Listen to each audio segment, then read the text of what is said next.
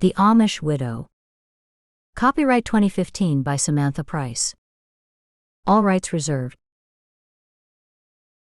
Chapter 1. To everything there is a season, and a time to every purpose under the heaven. A time to be born, and a time to die, a time to plant, and a time to pluck up that which is planted. Ecclesiastes chapter 3 verses 1-2. Why did you leave me? Emma Kurtzler stared at the body of her late husband. Of course she didn't expect him to respond, but she felt as if she deserved some kind of answer. Why did he have to die when everything in her life was just the way she had always dreamed it would be? The rumbling of muffled conversations from the crowd in the next room made Emma aware that her time with Levi was drawing to a close. As was custom in Emma's Amish community, the body laid in the family house before being taken to the cemetery. Emma smoothed Levi's hair back with 2 fingers and touched his hands, which were placed across his chest. "Oh, Levi, you don't even look like you anymore." It was true, the body that lay before her was Levi, but there was a different feeling about him, as if he were someone else. In a way, she wanted to keep him there, right in the house with her forever, but she couldn't. That would be weird. The noises from the other room distracted her once more. Levi would soon have to go to the cemetery, his body's final resting place. She touched her stomach lightly, knowing there was a chance that there might be a little baby inside. If there were, then she would have a piece of Levi with her forever. She would have someone to love and wouldn't be alone. "Emma, are you ready for everyone to come in now?" Emma looked up to see the solidly built, dark-haired Will, who had been Levi's best friend and constant companion. Levi and Will were complete opposites, which was most likely the very thing that had drawn them together. Levi had been stable and dependable, whereas Will was flighty, full of fancy notions and always thinking of grand ideas for new gadgets. Sometimes Emma found Will funny, at other times tiresome, but on this day she didn't know what she would have done without him. "Just one more minute, Will. Just one more minute." Will bowed his head and left the room. Emma heard him say something to the crowd in the living room, and a hush fell. "I have to go now. I guess God wanted you home for some reason." A tear trickled down her cheek and dropped onto the black fabric of Levi's suit. She had made sure that he was dressed in the same suit that he had worn on their wedding day. With the back of her hand she wiped the damp from her cheek. "I guess I won't be far behind you. We all have to go sometime, don't we?" At that moment, Emma wished that she had been the one to die. If God wanted one of them home, couldn't it have been her? Why did he have to take Levi? Emma put her fingers to her lips, and then placed them on Levi's forehead before turning and opening the door for the waiting group of relatives and friends. Some folks smiled at Emma as they filed past to see Levi, while others offered their condolences.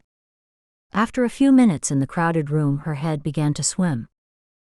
"You okay, Emma?" Emma knew it was Will beside her. "I need some air." He ushered her through the crowd and out into the open for some fresh air. Once outside, Emma felt much better. She took a little walk along the row of buggies and drew in a deep breath. As she exhaled, she caught sight of her reflection in the window of a buggy. At first she hardly recognized herself. She seemed much smaller and thinner, her cheeks sunken from too much crying. She studied her reflection and adjusted her white starched prayer cap, reminding herself to put on her black over bonnet before she headed to the cemetery.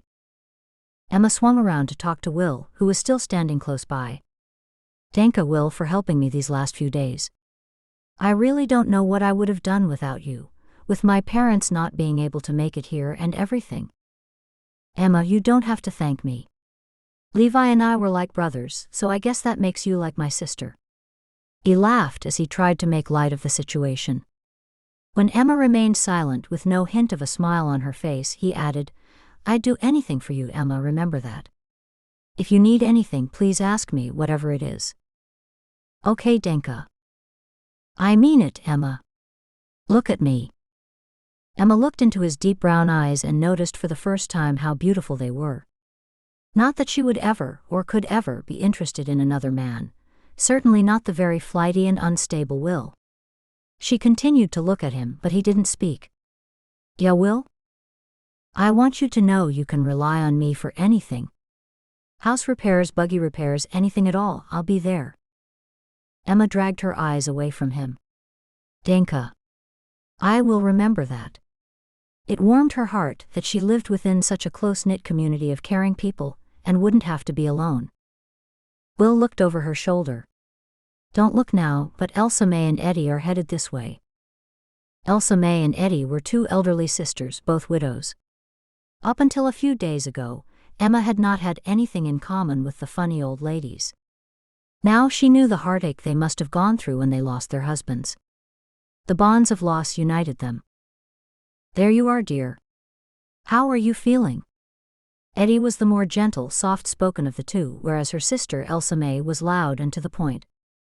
Before Emma had a chance to open her mouth, Elsa May said, "Oh, Eddie, how do you think she'd be feeling?"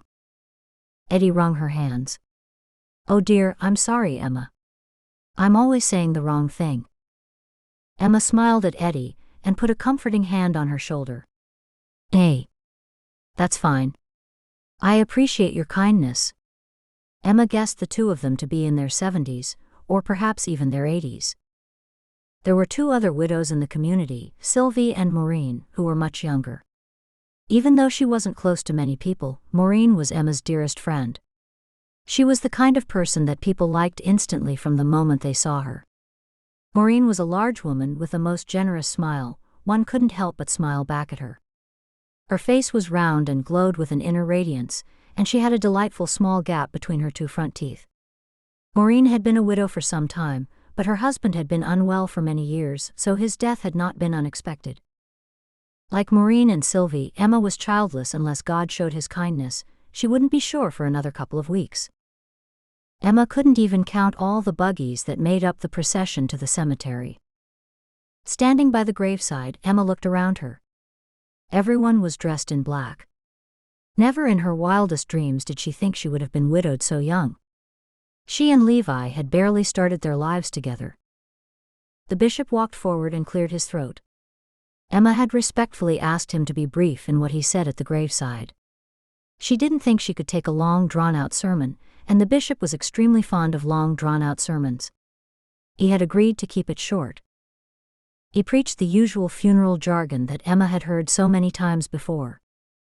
We all returned to the dust of the ground, not very cheerful. Neither was life being likened to a vapor that is here one minute and gone the next. Emma closed her eyes and replaced the bishop's words with Levi's smiling face, happy to be home with the Lord at last. That made Emma feel better. She mentally blocked out the words about the dust of the fields and the vapor. It was after Levi had been placed in the ground and everyone was returning to their buggies that Will whispered to Emma, "Who is that Englisher standing over there? Do you know him?" She followed Will's gaze. Emma had not even noticed the Englisher. She stared at the stranger and he stared back before walking toward her. "I don't know him at all, but he's coming this way." "Looks like you'll soon find out," Will said. "Good morning, Mrs. Kurtzler." Emma nodded hello to the stout man with thinning gray hair. By the look of his suit and the shine on his fine leather shoes, Emma presumed him to be quite wealthy. "It's likely not a good time, but I'm here to make you an offer for your land," the stranger said. Will put his strong arm between the two of them and turned Emma away from the man. "She'll not talk of business today or of anything like that. Good day to you." Will steered Emma away. She glanced over her shoulder at the man to see that he was still looking at her with desperation written all over his face. Emma had just inherited Levi's prime parcel of farming land. Levi had leased it out to Henry Pluver, an Amish man who also leased other Amish farms, including Will's. Once they were a distance away, Will moved his arm from Emma's back. "I wonder why he wants the land," Emma mused as she looked around for the Pluver family. Surely they would be at the funeral. She caught sight of the three of them standing together, Mr. and Mrs. Pluver and their only son Bob. The Pluver family kept to themselves, but Mrs. Pluver seemed a most unhappy woman, and their son never spoke to anyone. Bob worked with his father and as far as Emma knew, he had no friends. Will shook his head. "Vultures, nothing but vultures." "I'm sorry, Emma. I should have gone over and asked him what he was doing here or who he was." "You weren't to know. It's not unusual to have Englishers at one of our funerals. Levi's boss and the men he worked with are all here. For all you knew, he could have been one of them." Levi had worked for one of the new high-rise building construction companies. Emma had been told that Levi had refused the mandatory safety harness, and a sudden downpour of rain caused him to slip on his footings. Emma was shocked when she'd learned that he had refused the safety harness, as Levi was normally such a stickler for rules. Will whispered to Emma, "Is that Levi's boss walking over now?" Emma turned to face Mr. Weeks. "I'm so sorry, Emma. Is there anything at all I can do?" Emma shook her head and Will butted in, saying, "The community looks after its own." Emma frowned at Will, which caused him to look at the ground and take a slight step back. Emma knew that he was only being protective, but Mr. Weeks was just being nice, and she considered Will's actions to be quite rude. "Do you mind if I visit you at some point in the future?" Mr. Weeks' eyes flickered nervously toward Will. "To make sure you're okay." Normally Emma would have laughed and said she would be fine, but with Will's outburst just moments before, she felt she had to be extra polite to make up for his rudeness. "That would be lovely. I'll look forward to it."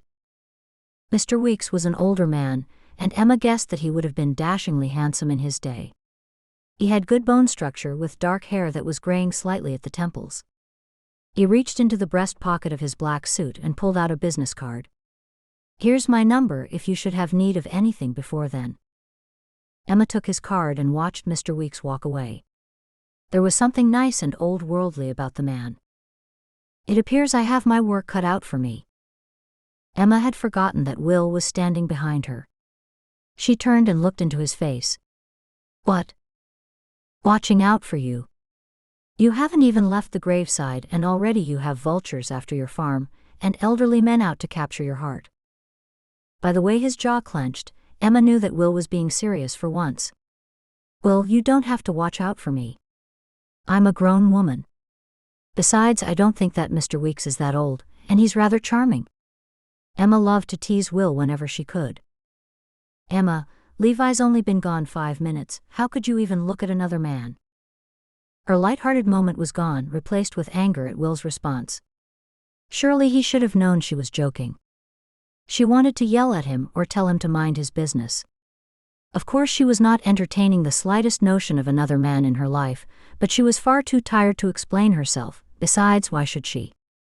"Will, I love you like a brother, but today I just can't deal with your nonsense." Emma looked at Will's waiting buggy and then glanced back at Levi's grave. "Just take me home." As Will pulled the buggy away from the cemetery, the man who had asked to buy her land leapt toward the horse and grabbed the reins. The horse had no choice but to come to a complete halt. "Get away from there, man. What are you doing?" Will leapt out of the buggy and towered over the man, who meekly offered up his calling card. "I forgot to give this to the lady. My phone number, in case she changes her mind about selling." He looked directly at Emma. "I'm offering top dollar. I'll pay more than anyone else." Will snatched the card from his hands. "Don't ever jump out at another buggy like that again. Do you hear me?" The man nodded, but it didn't stop him from repeating, "I'll pay more than anyone else." The man backed away, stepping in front of another buggy before scampering off the road. Emma put her hand over her mouth and stifled a giggle at the man's antics. "That man is a vulture." Will threw himself back heavily into the buggy seat and handed her the man's card. "Here, not that you'll ever need it." "Why not?" She took the card and ran her eyes over the gold script writing. Will drove the horse forward and shot a glance at Emma. "You'd never sell, would you?" "I haven't thought about it." It was true, she hadn't thought about it. There didn't seem to be any reason to sell. Even without Levi's weekly wage coming in, the monthly lease from Henry Pluver was enough to live on. She wouldn't have to go out and work. God had blessed her in that way. She knew that both Sylvie and Maureen had been forced to find work when they lost their husbands. "I don't want you to leave Levi's farm, but let me know if you ever want to sell, and I'll buy it from you." Emma smiled politely as she mumbled, "Yeah." She didn't know if Will could raise enough money to buy the farm. Will fancied himself as an entrepreneur, with his hands in lots of businesses, but Levi had told her in confidence that they never made him any money. Will owned the farm next to Emma, but just like Levi had, he leased it out to Henry Pluver to raise wheat crops while he chased income from other sources. Chapter 2. Wealth gotten by vanity shall be diminished, but he that gathereth by labor shall increase. Proverbs chapter 13 verse 11. It had been 1 week since the funeral, and that was all it took, 1 week for Emma to find out that she was not having a baby. She wondered if her life would get better; if not, she'd rather go home to be with the Lord now than carry on. She was all alone in the big house that Levi had built for them, alone with memories of him and thoughts of what their life might have been. Still in bed, Emma pulled her robe over her shoulders and watched the rain beat against the window. If Levi were alive, she'd be sipping hot coffee right now instead of trying to keep warm alone. Levi had brought her coffee in bed every day, as she wasn't a morning person. Levi was such a dear husband; he was one of a kind. She knew of no other Amish man who looked after their wife as well as Levi had. What other Amish man would cook breakfast for their wife before they left for work? A smile crossed Emma's face. Mostly, it was the women who got up early to look after their menfolk. Emma had never told anyone how good Levi was to her, just in case she was thought of as a lazy and hopeless wife.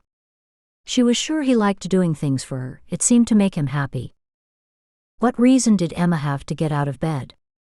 She could think of a few. The chickens, along with the other animals, needed feeding. If it weren't for the animals relying on her, she would surely stay in bed all day. As it was, she would stay in bed as long as she possibly could. Surely the animals wouldn't mind getting fed a little later today, seeing that it was raining. She pulled the warmth of her robe tighter around her shoulders and sank back under the covers while she listened to the rain drumming against the window pane. The next thing that Emma was aware of was a steady, rhythmical pulse. At first she thought it was her heart beating, but quickly realized that someone was pounding on her front door. "Emma! Emma!" The voice was Will's, but what was the urgency? Pulling the robe around her, she made her way down the stairs and opened the door just slightly, so he wouldn't see her in her state of undress. "Will." "Emma, it's Sunday." Will's thick dark hair was windswept and fell about his face. Emma had to stop herself from reaching out to straighten it.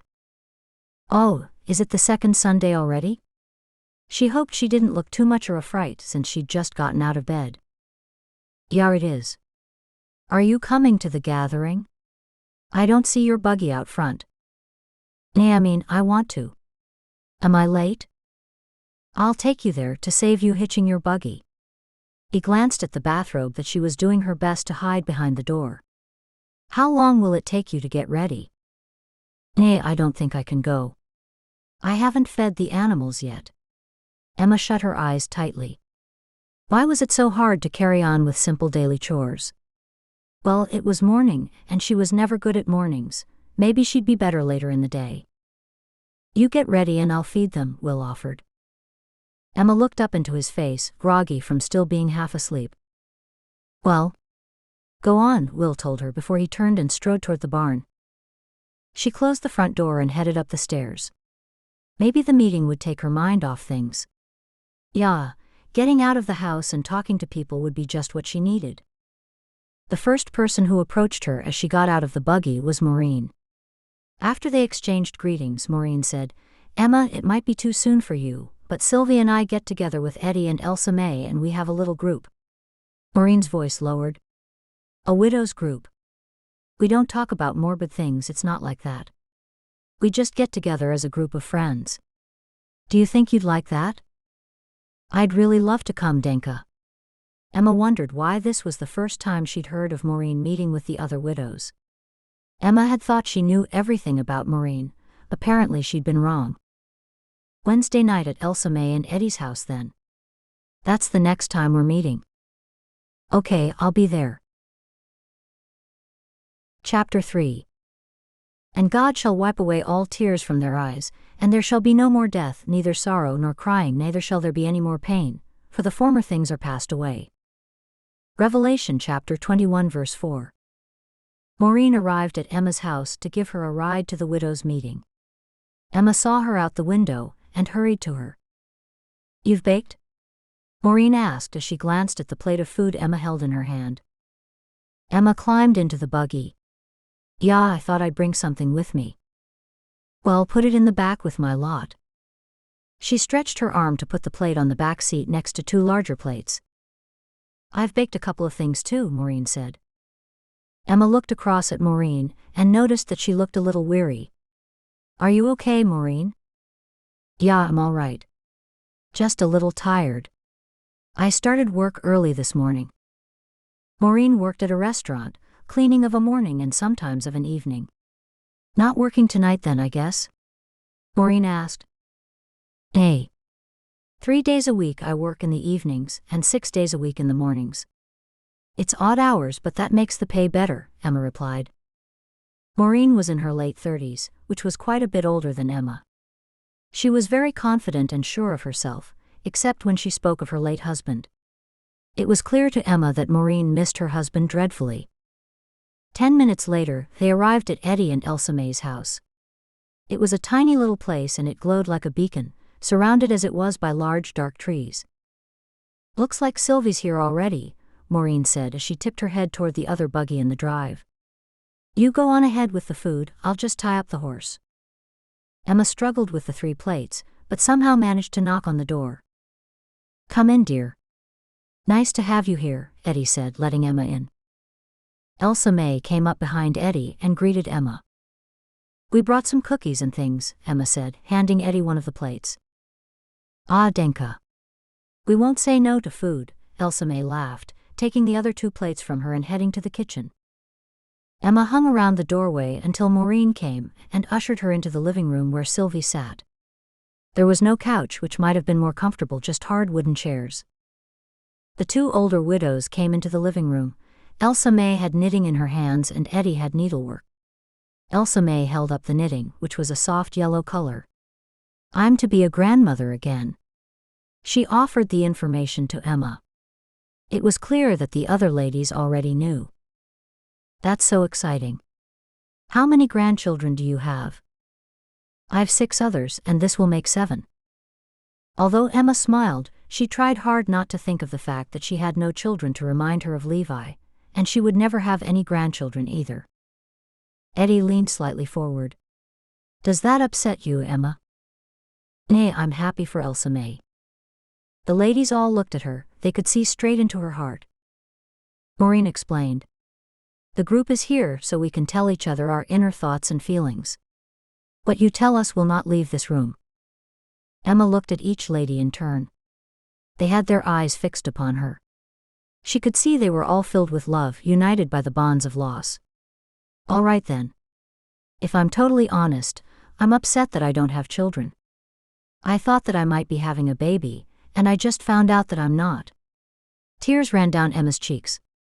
She could feel her face contort into something ugly, but she didn't care. She cried harder. Sylvie was the closest to Emma, and she put her arms around her. "Let it all out. It's fine to cry." The other ladies murmured their agreement with Sylvie's advice. Emma put her arms around Sylvie's graceful slender neck and cried some more. Eddie placed her embroidery on the floor and disappeared, returning with a handkerchief. "Danka," Emma managed to say. After a while, Emma stopped crying and blew her nose. "I'm so sorry." She looked at their concerned faces. "I feel so foolish." "Nay, don't. We've all been through it. You might find you cry at odd times because you're so used to holding it all in and putting on a brave front," Sylvie said. "Yeah, when you feel like crying, it's best to let it out," Maureen added. "I'll have to get used to hearing that people are having babies, I suppose, and seeing couples happy. I just don't know why God had to take Levi now. Couldn't I have had a few more years with him, and at least a baby or maybe 2? Emma asked. "Who knows the mind of God?" Elsa May said. Eddie added, "No one does. We just have to trust him, we're not called to understand him." "Anything else on your mind, Emma?" Maureen asked. Emma managed a smile. "Nay, nothing else." She wanted someone else to say something. She felt as if she'd dominated the group with her problems for long enough. "I longed for a baby as well, Emma." "I know how you feel," Maureen said. Emma acknowledged Maureen's admission and smiled. It was at least good to know that someone knew the pain that she was going through. "Tell me, does it get easier?" Maureen smiled, revealing the slight gap between her two front teeth. Oh yeah. It does. I find I have to keep myself busy though. Busy with lots of things, and working helps as well. I find it best not to think about him at all. I got rid of everything he owned, and I put him out of my mind. Every time I think about him I still want to cry, Sylvie said, tears in her eyes. A silence fell over the group. Elsa May clapped her hands. Let's eat. She rose to her feet, and they all followed her to the kitchen. It appeared that Emma and Maureen were not the only ones who'd brought food. There were chocolate cookies, sugar cookies, cheesecake, chocolate fudge bars, roasted almonds, and dried figs. Eddie asked, "Everyone having meadow tea?" Everyone said yes to meadow tea with the supper. Emma followed the others' lead, and sat at the table in the kitchen.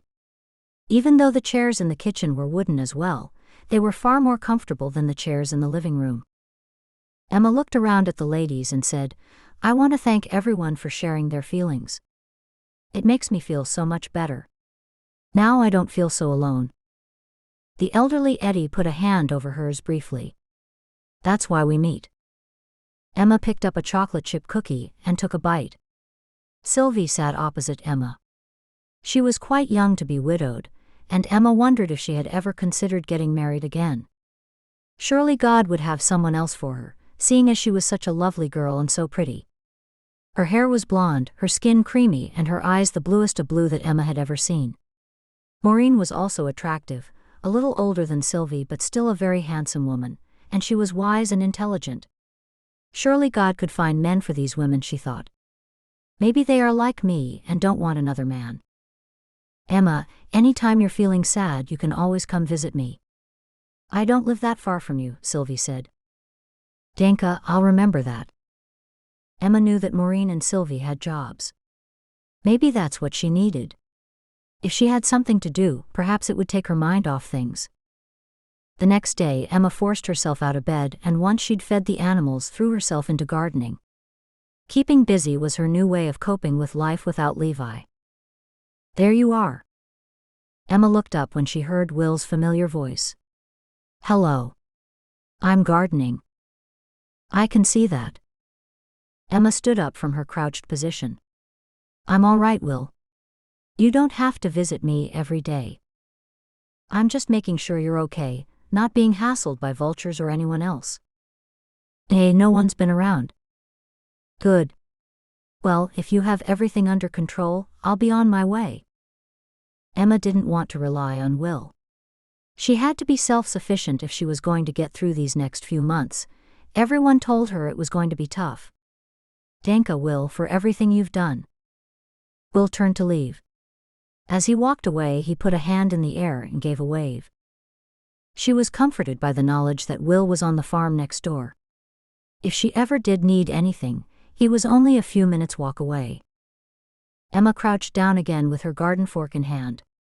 "Where do all these weeds come from?" she asked herself out loud.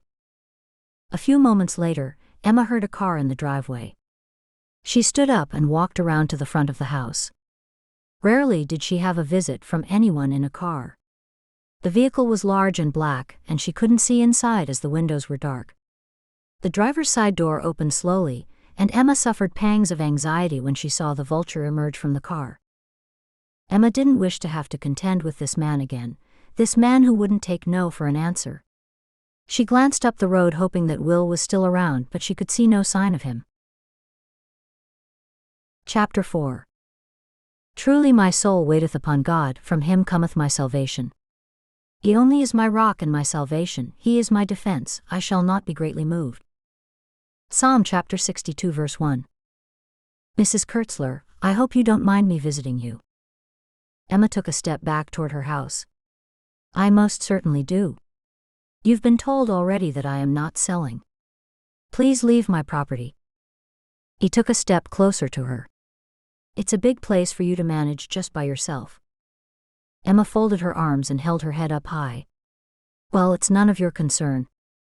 Anyway, I lease it out, so it's all under control." The vulture was not going to give up easily. He moved clear of his car and walked toward her.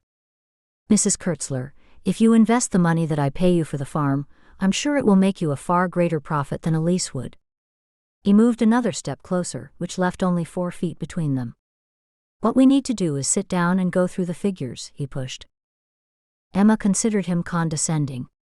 He spoke as if she wouldn't know how to manage money, just because she was a woman. Mr. Whatever your name is, it's not all about money. I'm trying very hard to be polite to you, but I don't know how much longer I can do so. Please leave my property now or I shall call someone and have you removed. Emma lifted up her chin some more and tried to look confident, while secretly wishing she had a telephone installed in the barn like a lot of other Amish folk did. She couldn't call someone even if she wanted to, but the vulture didn't know that. An attractive woman like you shouldn't be out here by herself. You never know what might happen. A ripple of fear ran down Emma's spine. She was alone, and if this man got nasty she had no defenses. Out of the corner of her eye she spied the gardening fork.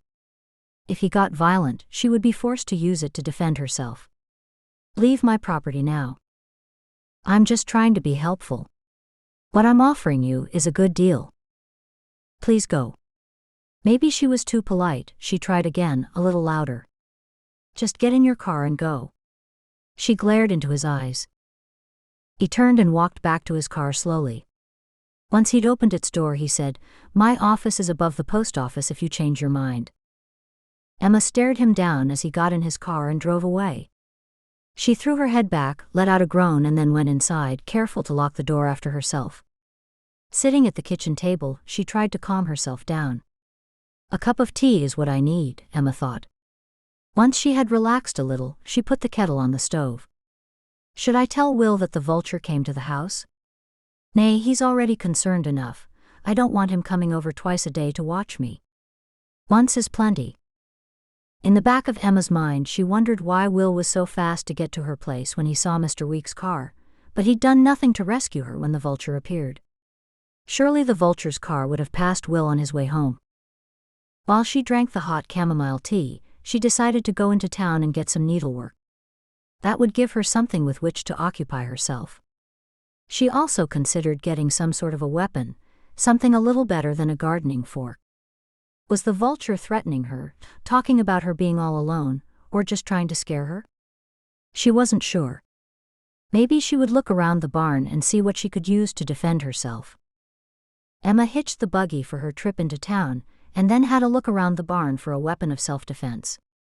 The best she could find were a pitchfork and a spade.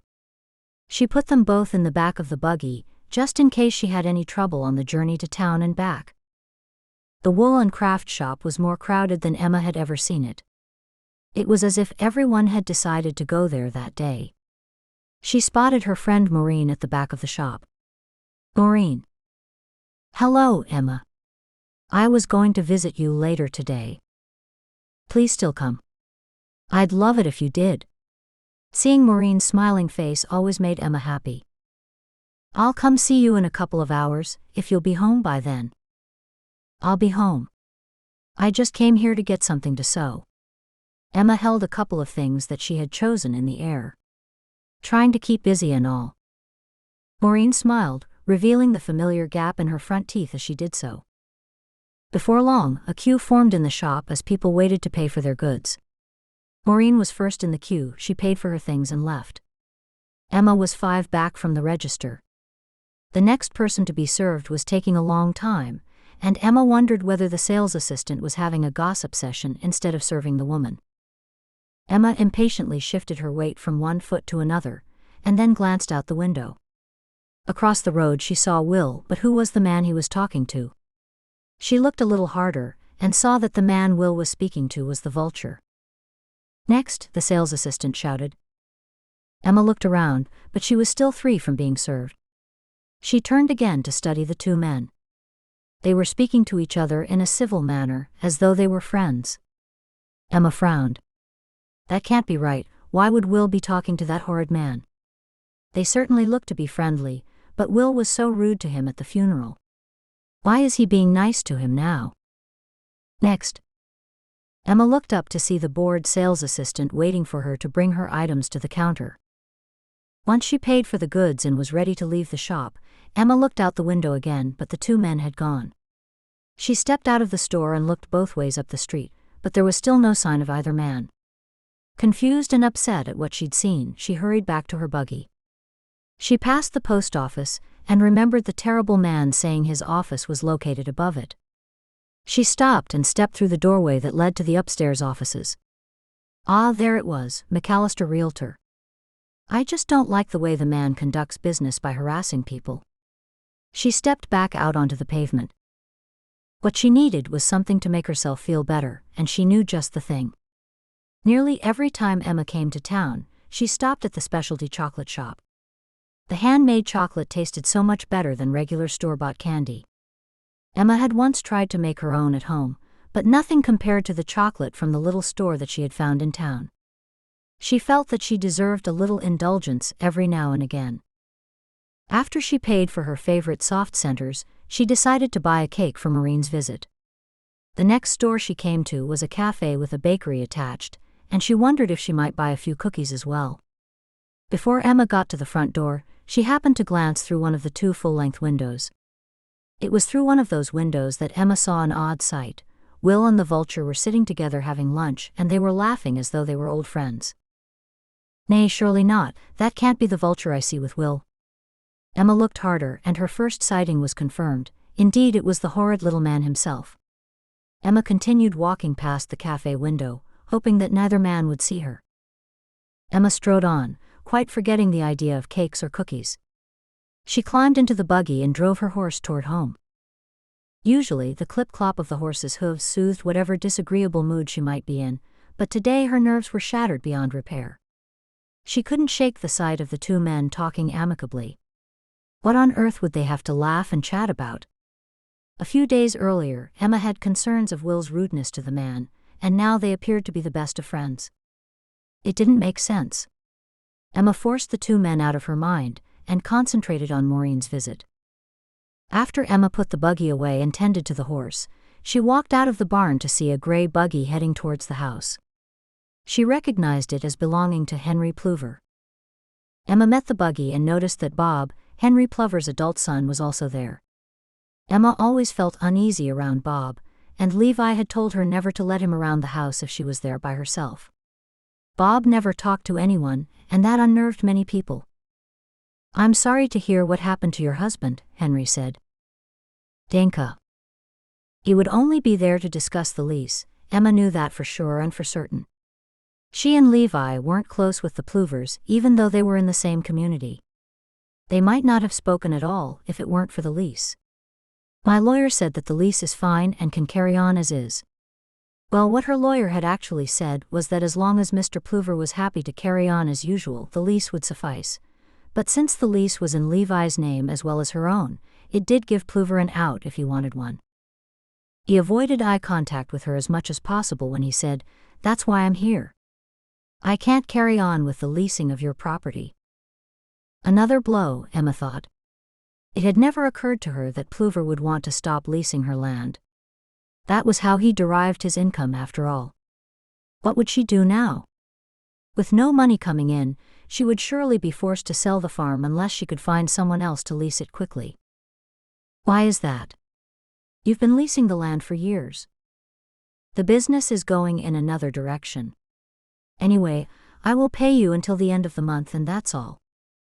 Emma felt the weight of the generations of Levi's ancestors who'd worked the farm fall heavily on her shoulders. "What prompted your decision?"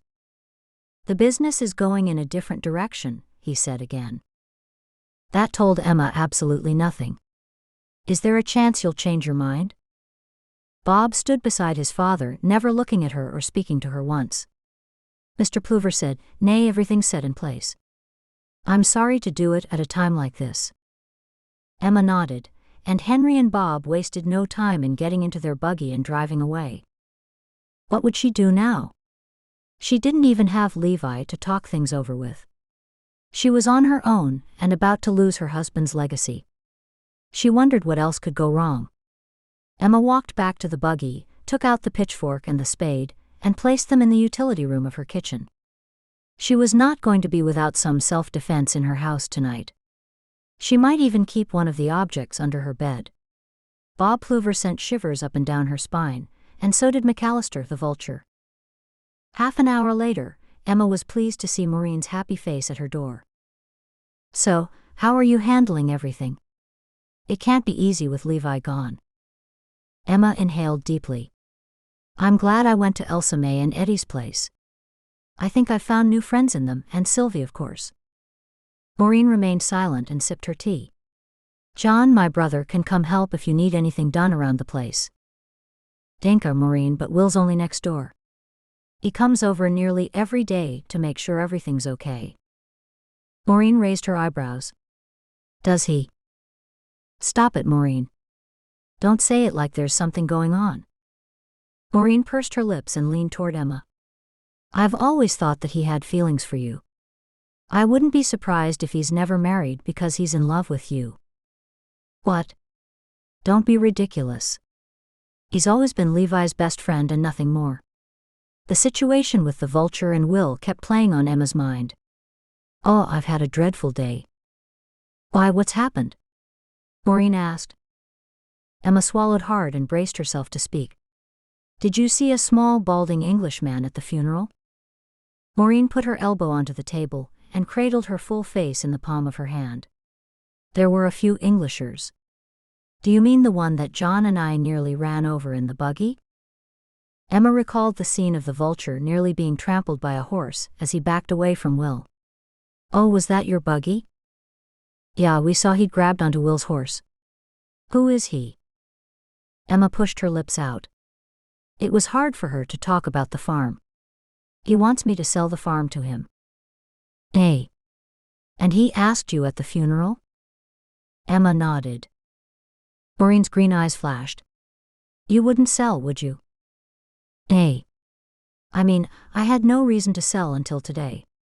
Henry Pluver just came and told me he wouldn't be leasing the farm any longer. Anyway, that's not all I was going to tell you." "What else?" "At the funeral, Will scolded the man and told him to leave me alone, but today when we were at the craft store I saw them across the road. They were speaking to each other, looking very friendly." Maureen frowned and pouted her lips out in an exaggerated manner. Emma continued, "Then later I saw them together in a coffee shop having lunch. What do you think of that? They were speaking as if they were great friends." Maureen placed her teacup back on the table and then nibbled on a cookie. "It's quite clear, actually. It would appear that the two of them are in cahoots." "CA what?" "You know, in it together. Either they are trying to buy your property together, or the short man has paid Will to encourage you to sell, like a spotter's fee or something. There could be a number of scenarios." "Nay, Will would never do anything like that." Maureen completely ignored Emma's comment. "Or maybe Will wants to purchase the land and he's instructed the short man to act as his agent, so you won't know it's really Will buying it." Emma considered what Maureen had said. "Nay, I can't see that any of those things are possible. Will wouldn't deceive me. What reason would he have for doing that? Think about it, Emma. You've a large piece of prime farmland and it joins onto Will's property. They'd both be worth a heck of a lot more together than they would as two single farms." Emma looked at Maureen's beady eyes. "Would they?" Maureen nodded enthusiastically. "It's too much of a coincidence that Pluver has pulled the plug on the lease now, too. Someone's trying to force you off your land." A chill ran down Emma's spine. She would definitely take the pitchfork up to her bedroom with her tonight. Emma recalled how Will was always looking for opportunities to make money, but would he really try to use her to make his fortune, the widow of his best friend? She hoped it was not true. "You were in the same friendship group as Will and Levi growing up, weren't you?" Emma asked Maureen. Emma had not grown up in the area. She had met Levi at her cousin's wedding and stayed on to marry him, leaving her family and friends 100 miles away. Although Emma had not grown up in their community, Maureen had. "Yeah, I was." "Will was trustworthy then, wasn't he?" "Yeah, I thought he was trustworthy, but people can change. There's something funny going on with your farm, I just know it. If something smells like a snake, it usually is a snake." Emma nodded as she wondered what snakes smelled like. "Oh golly. I promised John and his wife that I'd visit them for dinner. Anyway, You should tell the group about this next time we meet. They're very good at figuring things out. Maureen smiled at Emma. Really? I might do that. Danka for visiting me, Maureen. Emma rose to her feet to walk Maureen out to her buggy. You brightened up my day, Emma said as she thought to herself how grateful she was to have a friend like Maureen. Come and visit me. And watch out who you trust, it sounds like someone really wants your farm. I will. I will on both counts, I will visit you and I will watch who I trust. Emma closed her front door and bolted it. She never bothered much with locks, even when she went to the stores or the gatherings, she rarely locked her doors, but today she didn't feel safe. Could she trust Will? Yesterday she would have trusted him with her life, but today she was not so certain. Her once perfect world seemed to be growing less so every minute. Since Levi had died, things seemed to get worse every single day. She wouldn't cook dinner tonight, she was not the slightest bit hungry. Emma pulled out the embroidery and chocolate she'd bought earlier, and sat on the couch. Although she wasn't hungry, the chocolate should soothe the sore throat she felt coming on. Emma got a sore throat every time the seasons changed. Chocolate was the only answer, and she had a lot to get through. She pulled a rug over her knees to make herself cozy. I'll make a start on this sampler to keep myself busy. I wonder if I should ask Will why he was talking to that man. Nay, I'll just wait and see if he says anything to me. At least she knew she wouldn't have to wait long, Will would visit again tomorrow just as he did every day. Emma popped her feet up on the coffee table, smoothed out the fluffy blanket, and placed a soft center strawberry chocolate into her mouth. As the chocolate melted away on her tongue, she concentrated hard on the embroidery so she wouldn't have to think about Will, and what possible reason he could have for speaking to the vulture. At the next widows' meeting on the Wednesday night, Maureen encouraged Emma to tell the ladies what had gone on with Will the vulture and Plover. After Emma had explained the whole thing with a little emphasis on certain points from Maureen, Emma asked the group, so what do you all think of that? As usual, Elsa May was the first to speak. Something stinks. Someone's out to diddle you, girl. You think so? But even if they did buy the land, I would make sure that I got a fair price. How would they diddle me? Emma asked. Well, dear, perhaps they think that you don't want to sell, so they have to find devious means to get what they want. They may not diddle you financially, but they may diddle you to encourage you to sell when you don't want to. Eddie was soft-spoken, and Emma had to make a special effort to hear what she said. The other ladies made murmurs of agreement. What should I do? I kind of don't feel safe with the vulture coming to the house and all, and now I'm worried about Will. Emma chewed on the end of her fingernail. More tea. Eddie picked up the fine china teapot. Emma nodded and held the teacup toward Eddie, hoping Eddie wouldn't spill the boiling tea on her with her shaky hands. Danka, Eddie. While Eddie filled everyone's nearly empty cups, Sylvie said to the group, what should we do about it? How will we get to the bottom of things? Elsa May's eyes narrowed. You, Sylvie, will go and pay the vulture a visit, and pretend that you want to buy land in the area. Emma turned to look at Sylvie, thinking she would be horrified with the idea. Instead, Sylvie nodded enthusiastically. Yeah, and I'll say my husband and I want to buy it so he might believe it a bit more. Eddie added, wear makeup so you'll look pretty and be sure to make eyes at him. Emma gasped at Eddie's words. Eddie was normally so quiet and proper. When Eddie noticed the look on Emma's face, she said, that means to flirt with him. I know what it means. I'm shocked that you'd encourage Sylvie to flirt, Emma said. It'll help her get information, Emma, Elsa May said. Sylvie held her chin up high. I know what to do. Emma swung around from looking open-mouthed at Eddie, to look open-mouthed at sweet little blonde-haired Sylvie. Was she really going to go against the Orning to wear makeup, and flirt? Should we go against the Orning? Emma felt in her heart she would be just as guilty if she let Sylvie go ahead with the plan. Elsa May's loud voice boomed, would God want you to be homeless with no place to lay your head? Nay, but he does say in the Bible that vengeance is his, Emma pointed out. Humph. Elsa May stuck her bottom jaw out as she said, God gave us a brain so we could use it. We're using a little more than our brain here though, Emma said. We're using our womanly ways, would God approve of that? Everyone's attention was now on Emma. We just want to help you, Emma, that's all, Maureen told her. Yeah. You're one of us now, Sylvie said. God put you in this group with us for a reason, Elsa May said. Besides, the awning changes all the time. The bishop's allowing some people tractors now, and others can have computers for their businesses. Think of it like this, we're just ahead of our time and God is not constrained by time, He is eternal.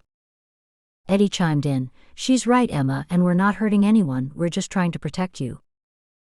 The others nodded, and continued looking at Emma. She could feel everyone's love and concern. Being protected was just what she needed right now. Visions of her pitchfork and spade came to mind. All right then. Danka. I didn't mean to sound ungrateful. I'm very thankful that you all want to help.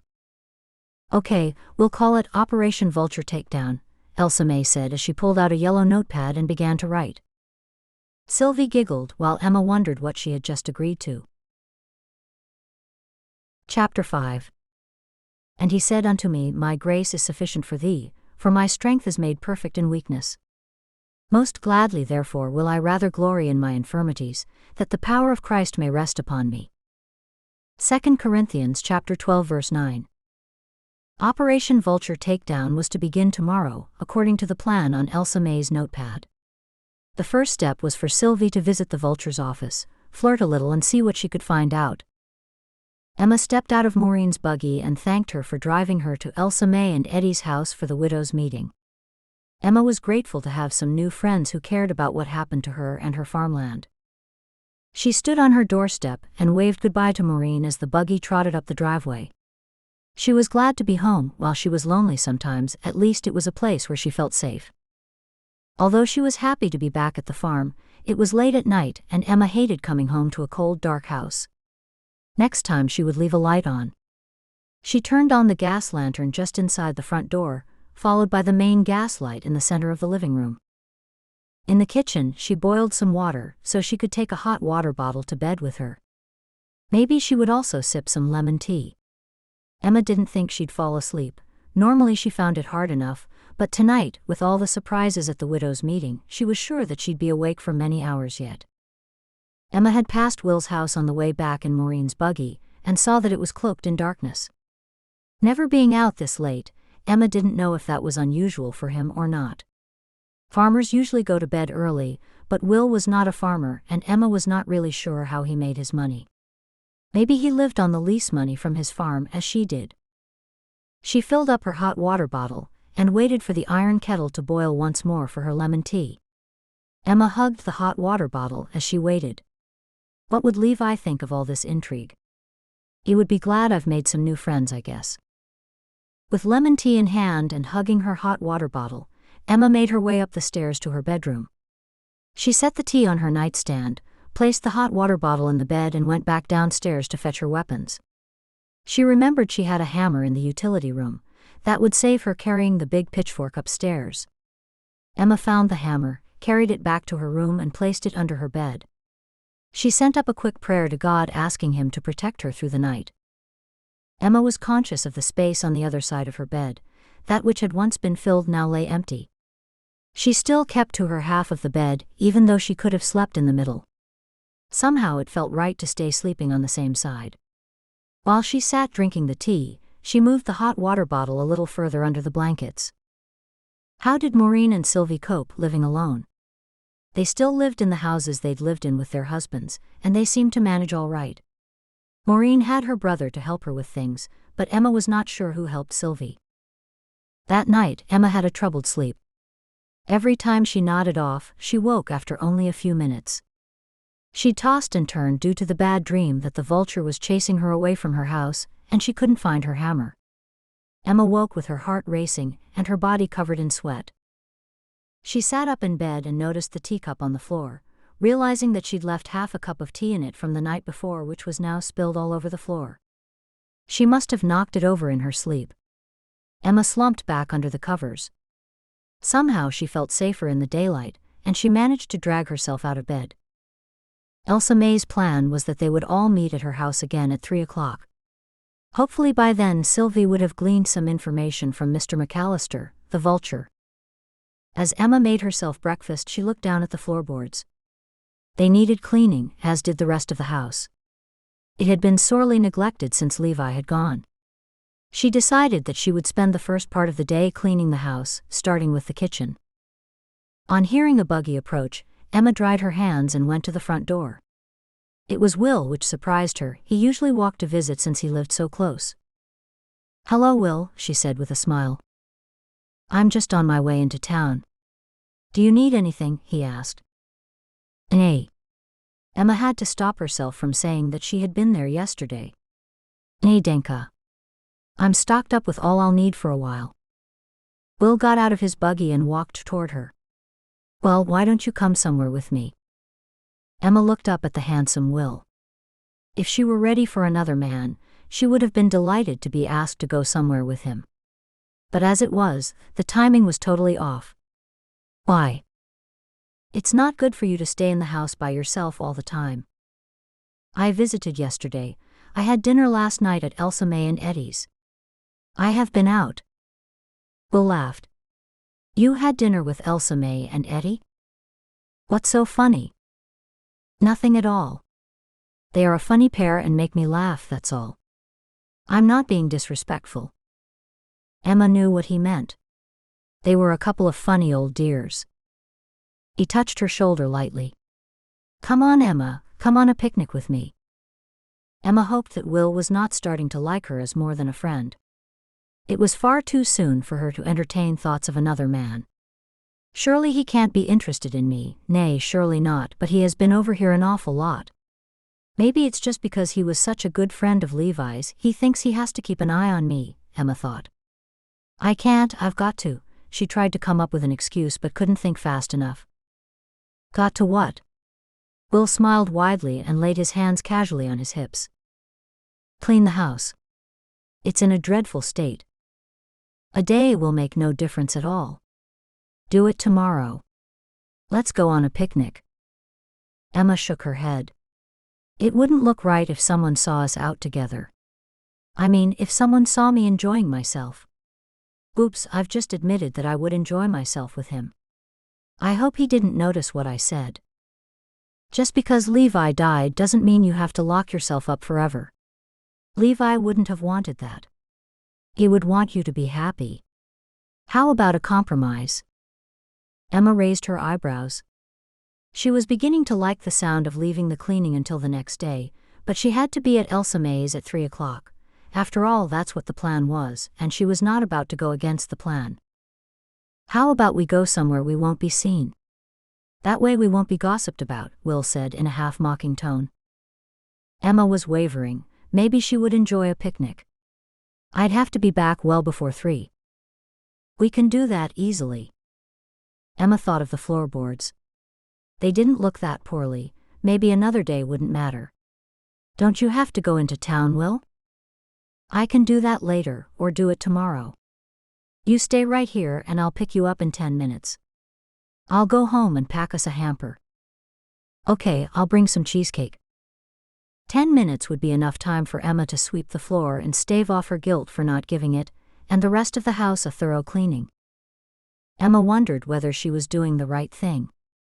Maybe she should have put the picnic off until tomorrow, and that way she would have had more information about the whole vulture situation. Now she'd have to hold her tongue about seeing Will speaking to McAllister. Half an hour later, they sat on a grassy hill overlooking a meadow. Emma considered that if she had been there with Levi, it would have been very romantic. She had met Will briefly before she had met Levi and they had gotten on very well together, but then Levi burst onto the scene and swept her off her feet. The bishop's wife Mary had once told her in confidence that Emma was the only girl that Will had ever been interested in, but by then she was betrothed to Levi, and happily so. "So what is it that you do for a living anyway, Will? I've never really known." Will took a mouthful of cider, and as he placed the glass back on the blanket he said, "Quite a few things. It's too hard to explain." "Because I'm a woman?" Will smiled and looked at Emma. "Nay, I didn't mean that." Emma loved the way that Will smiled, but she had to fight her attraction to him. It was far too soon to let herself think loving thoughts toward him. I don't see why it would be hard to explain what you do. Normally Emma wouldn't push a point so far, but she had to find out what was going on. Why was he trying to hide what he did for his money? I lease the farm to Henry Pluver, as you know, and apart from that I have a few investments. Nothing to speak of, really. Then I have the inventions I work on. Emma didn't know what more she could ask without him getting suspicious. After talking and eating a lot of food, Emma was no closer to finding out why Will had been speaking with Mr. McAllister. Maybe she should just ask him straight out. Is he behind all this fuss of someone trying to force me off my land? Anyway, what was the purpose of this picnic? Maybe he's keen on me. That must be the answer. If what the bishop's wife said was true, maybe with Levi gone he wants to court me. But surely he would wait a respectable amount of time and not rush things, she thought. We'd better get you home. Will stood up and held out his hand. Emma looked at his powerful outstretched arm. Of course she wanted to be held in those strong arms of his. Was it loneliness that led her to want to be held in a man's arms once more, to feel them around her waist? She had always felt safe when Levi put his arms around her. Maybe she just longed for that feeling of safety once more. She put her hand in his and he helped her to her feet. She stumbled a little as the leg she had been sitting on had gone to sleep. He reached an arm behind her back and caught her. She could have easily pulled away, but instead she looked up into his deep brown eyes and saw his gaze slowly move to her mouth before he pulled himself away. I'm sorry, Emma. Are you all right? Emma nodded. Yeah, but my leg's gone to sleep. Sit for a while with your leg outstretched while I pack the buggy. He helped her sit back down on the blanket. Emma sat looking out over the fields. She was upset with herself that she was not the one to pull away first. What would Levi have thought of her? He had only just gone, and she was already craving another man's touch. Even though she was mad with herself, she couldn't stop wondering what would have happened if she pressed her body into him and touched her lips to his. She remembered that Levi once joked that Will never married because he was in love with her. Surely he was just teasing, but that, coupled with what the bishop's wife had told her years ago, gave Emma something to think about. Maybe he'd had a little crush on her a long time ago, but even if Will was in love with her, he was not the kind of man to move in so quickly after his best friend's departure. That led her to another thought. If he had her best interests at heart, surely he wouldn't be deceiving her regarding her property. For all the time she had spent with Will today, she was none the wiser of his motives regarding his possible interest in her or his talking to McAllister. Once Will had finished packing the buggy, he returned to crouch beside her. Better now. Emma moved her leg. Yeah, better. Well, bring the blanket and let's go. Ah, Emma thought, he's not going to risk giving me his hand. He does not want to be close to me again. Emma bundled up the blanket and placed it in the back of Will's buggy. All the way back to her place, she contemplated asking him about the vulture, but thought she was best to discuss it with the Widows' Society before she did or said anything. As they drew closer to Emma's home, she saw 3 buggies pulling away from her drive. Emma was immediately worried, but tried not to act like it in front of Will. Looks like I've had visitors. There was one buggy in her driveway when she pulled up. As soon as Emma saw the distinctive brown and white markings of the bishop's horse, she knew she could relax. The bishop's wife, Mary, was standing on her porch. Will stopped the buggy and Emma walked toward Mary. Mary, it's nice of you to visit. I was just going. A few of the ladies have given your house a good cleaning, and we've got a week's worth of food for you. She took Emma's hand. You won't have to do anything for a whole week. She pulled Emma forward and gave her a kiss that she always gave people, calling it a holy kiss. Emma turned to look at Will, who was still in his buggy. You knew about this, she asked him. Of course. I was instructed to get you away from here for a few hours.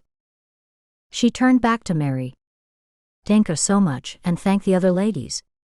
This is just wonderful. I'll be on my way then. Mary bustled over to her buggy. I'll go too, Emma. Will tipped his hat and drove back up the driveway. Emma felt a little foolish for thinking that Will liked her, and that was the reason he had invited her on a picnic. Will was simply getting her out of the house so the ladies could surprise her. What a fool she would have been if she had leaned into his hard body, thinking that he was keen on her. She would have to be more careful in the future. Missing Levi's strong arms around her had left her vulnerable to another man's touch. She wouldn't let that happen again. Emma pushed her front door open, realizing she must have left the door unlocked. She couldn't do that again, not with the vulture hanging around, but was certainly nice to come home to a clean house. Emma put her hand to her mouth and giggled as she wondered if any of the ladies had seen the hammer under her bed. Emma looked around at her spotless home, thankful that she had run the broom over the floor before she left. Otherwise, what would the women have thought of her housekeeping skills? Chapter 6. While the earth remaineth, seed time and harvest, and cold and heat, and summer and winter, and day and night shall not cease. Genesis chapter 8 verse 22. On the dot of 3, Emma pulled up to Elsa May and Eddie's house as arranged.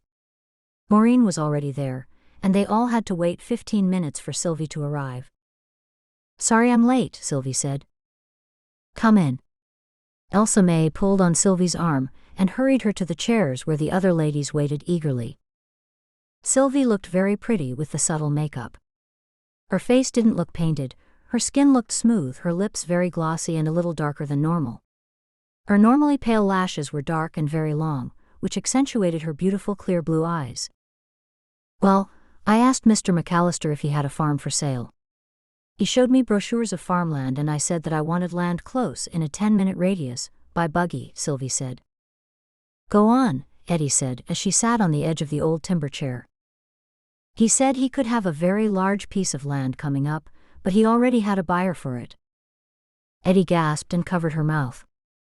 "Emma, he already has a buyer for your land." "It could be Will," Maureen said. Emma lowered her head and rested it in her hands. Elsa May lifted up her hands to quiet everybody. "We can't be sure though. This is all hearsay." Eddie nodded. "Quite right. What else, Sylvie?" "He stepped out of the office to take a phone call in private. So I dashed to the front of his desk and looked in his top drawer and found this." Sylvie opened her palm to reveal a key. On the key was a tag which said "Spare Office Key." Elsa May clapped her hands. "Well done, Sylvie, well done." Emma stared at the key in disbelief. "What can we do with that?" Elsa May pointed at her. "You, Emma, will go there tonight. No, not tonight. Friday night. You will go into his office and look through his files, his messages, anything you can find until you know what's going on." Maureen interrupted. "Tomorrow night is Friday night." "So it is." "Well, you must go tomorrow night." Elsa May was insistent. Emma clutched at her throat. "Isn't that against the law? I don't want to go to jail." Eddie leaned forward. "It's breaking and entering." "No, wait, it may not be breaking if you have a key. But if you have stolen the key, I'd say it's still breaking and it's most certainly entering." Emma jumped to her feet. "This is absurd, I can't do it." "I can't." "Yeah, you can." "I'll come with you," Maureen said. "There's something going on, Emma, and you have to find out what it is. Don't you want to know if you can trust Will or not?" Emma thought back to the romantic picnic she had just had with Will. What if she had kissed him or something awful, only to find out he was not to be trusted? Yeah, but God reveals all things in time. How much time do you have though, Emma? With Pluver not renewing his lease? Maybe this is an answer to prayer. God gave you a brain to use and 2 feet. He didn't say that he'll work everything out, and for us to sit on our bottom, did he? Elsa May said in her usual booming voice. Emma considered how hard Levi's family had worked on the farm for the past few hundred years. Now what was to become of it if she sat on her hands and did nothing? She didn't want to be the one to lose Levi's farm to strangers or land developers. Emma exhaled a large breath. "Okay, I'll do it." She nibbled on a fingernail, hoping that she wouldn't regret the decision she had just made. Eddie said nothing, but all eyes were on her as she feebly walked across the room to a cupboard. She slowly opened the cupboard door and pulled out a plastic bag, tipping the contents on the floor. Out fell 3 pairs of thin rubber gloves, a flashlight, 3 black ski masks, and a pocket knife. Crouching over the contents, Eddie looked up at Maureen and Emma. "You both going?" They each nodded, and Eddie passed the equipment to them. They only had a day to organize the break-in. Maureen met Emma at her farm the next morning to go over the finer details. "How should we get there? We can't really clip-clop down the street with all the buggy lights flashing in the dark, and then park outside his office. If anything should happen, people would surely remember a buggy parked outside," Emma said. "Quite right. We'll leave from my house by taxi, have the taxi take us to the other end of town, and then walk the rest of the way," Maureen said. Emma nodded. It seemed a reasonable plan. When the time came for Emma to go to Maureen's place in order to get a taxi into town, she just wanted the whole thing over with. She'd spent all night tossing and turning in nervous anxiety. Would she really find something in the Vulture's office that would make sense of it all? Was Will her friend or her foe? Why did Mr. Pluver suddenly pull out of the lease after years farming the land? Had Pluver pulled out or tried to pull out of Will's lease as well? Emma made a mental note to find that out. Was it all a coincidence, or was there some larger conspiracy happening, and if there was, would they find out from snooping in the Vulture's office? As planned, they had the taxi drop them at the top of town. They walked down the street dressed in their black coats, black stockings, and black boots. Thankfully, it was cold, so they didn't draw too much attention from having their coats wrapped around themselves. Instead of their white prayer caps, they had their black overbonnets on. "Don't look so worried," Maureen whispered. "You need to look as if you don't have a care in the world, and you're just taking a stroll in the cool night air." Emma nodded and forced a carefree expression on her face. "That's better. Now stay like that until we get there, just a couple of blocks to go." The streets weren't crowded. A few restaurants were open, and a handful of people wandered to and fro. No one paid them much attention. As they got to the block where the office was located, Maureen looked around. The entrance to the upstairs offices was set into the building, and they came to a locked door that protected the stairwell. Maureen looked down at the key. "Oh no, we don't have a key for this door. Sylvie said it was the key to the office, not the key to the downstairs door." "We should try it anyway, Maureen." Maureen was about to put the key in the lock when Emma spoke again. "Wait. We must put the gloves on and wipe the key too." Emma drew 2 sets of gloves out from inside the front of her dress.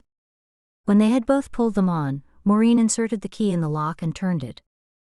To their amazement, it unlocked the door. "Well, I hope it works on the one upstairs as well," Maureen said. Emma gave Maureen a little shove. "Quick, let's just get in before someone sees us." They both slipped through the door and were faced with a well-lit staircase. Sylvie said it was just 1 flight up. Maureen made her way up the stairs and Emma followed close behind, grateful that she had Maureen to lead the way. When they reached the top of the stairs, they saw 3 office doors. The closest one to them belonged to an accountant, the second was a financial advisor, and the one farthest away had McAllister written on it. "Come on," Maureen whispered over her shoulder. "I'm right behind you." Maureen put the key in the lock, and the slight pressure on the door pushed it wide open. She swung around to Emma. It was unlocked. "He must have forgotten to lock it," Emma whispered back. When they were both inside the office, Maureen closed the door behind them and turned on the flashlight. "Careful to keep it away from the window. Keep it down low." Emma knew nothing of breaking into a place, but it made sense to keep the light away from the window. They didn't need any witnesses. Maureen gave the flashlight a couple of sharp hits. "We should have put some new batteries in this thing." "Here, give it to me."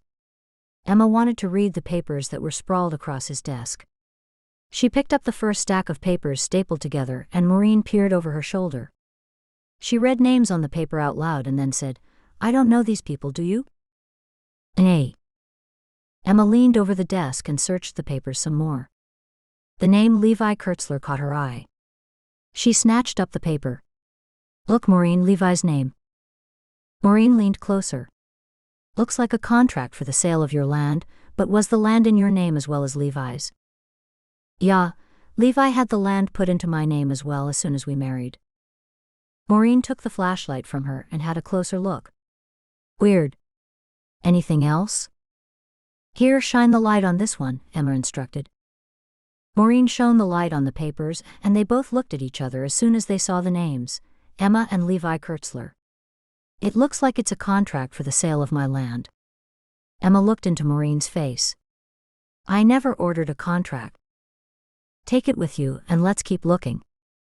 It was hard for Emma to look since there was only one flashlight and Maureen was holding it. Emma moved closer to the window, hoping to read under the dim light filtering in from a street lamp. As she made her way behind the desk toward the window, she caught her foot on something and tripped over, letting out a squeal on her way down. Hush, Emma. Maureen turned the flashlight toward Emma's face, and it was then that the light lit up something large on the floor next to her. Emma gasped, jumped to her feet, and ran to stand behind Maureen, who trembled as she held the flashlight with both hands. I think it's a person, Maureen whispered. Is it? Is it a person? Emma asked. Maureen took a step closer and touched the lump on the floor with her foot. There was no reaction. She reached out, moving the flashlight closer to the figure. The light shone on a face. Maureen gasped.